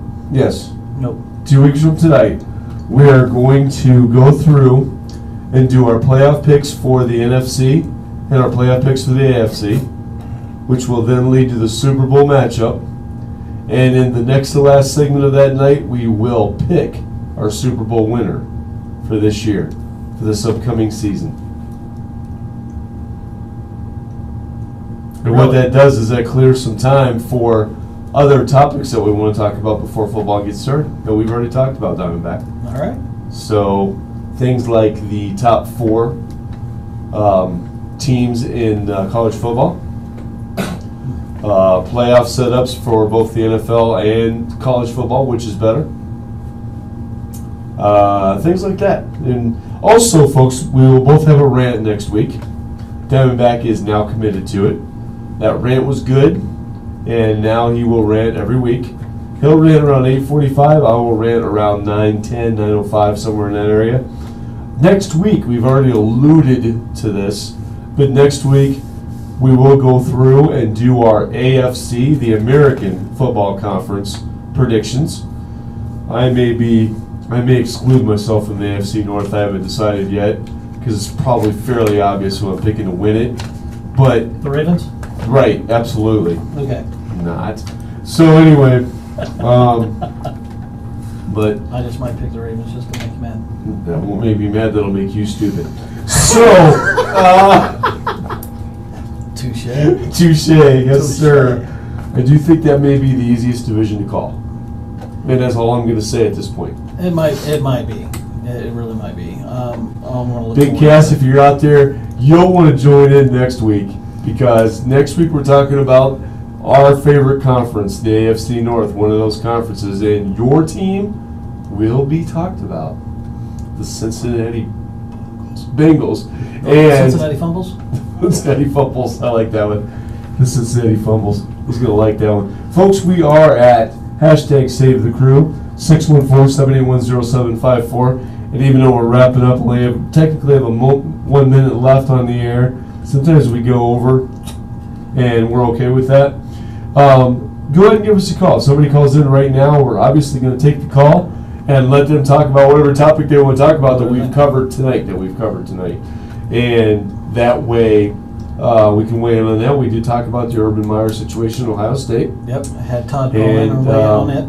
Todd the Barber called in on that and weighed in on that topic pretty heavily, as well as attempting to defend the Big Ten in Ohio State. Not sure how much he actually, even though we had to admit, well, Alabama's got all these championships, hard to go against that. 17. But freaking SEC, we're gonna play in warm weather. You never play where it's cold. Anyway, open a date. Open a date. Well, Big Ten is set up the way it's set up. You guys are set up ass backwards. I know. It's coming. It's coming. It's coming. Matter of fact, that might be next week. I don't know. Yeah, I haven't decided what my rant will be next week. At this point, I don't know. We will do the sports bumpers again. I'll have the NHL, NBA, and NFL, and Diamondback will have Major League Soccer, the CFL, Canadian Football League, and Major League Baseball. Now, I don't know if you caught my CFL update there, but you noticed I don't know if you noticed I did mention Terrell Owens because he is actually thinking about coming to the CFL. I did catch that. He's actually thinking about it. 44 years old and thinking that he can still play pro football. Yeah.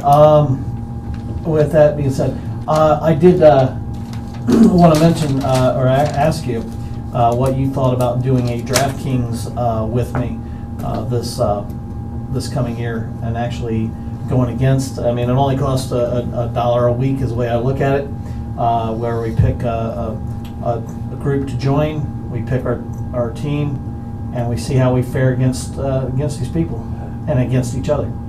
I think that'd be fun. I'm not doing a regular fantasy league thing this year. I decided that. As you know, I got a lot of things going on in my personal life, and I'm leaving it there right now. But got a lot of stuff going on in my personal world. So as far as all that goes, but every week thing where you're doing DraftKings, that's not a lot of time commitment. Yeah. So I figure we can do that. We can that'll give us maybe a segment that we can actually of our show that we can actually talk about who we're picking for that week. So just an idea that I got a thought surprise I'd throw for you after the show too, Diamondback. Anyway, so we are going to go with that. We're going to go ahead and sign off. This has been a Ferocious Bunny Productions of the iconic Drew and Diamondback Sports Opinion Show. And I am the iconic Drew telling you all to join us next week between 7 p.m. and 10 p.m. And we'll see you then. Have a great week, everybody. And as always, enjoy.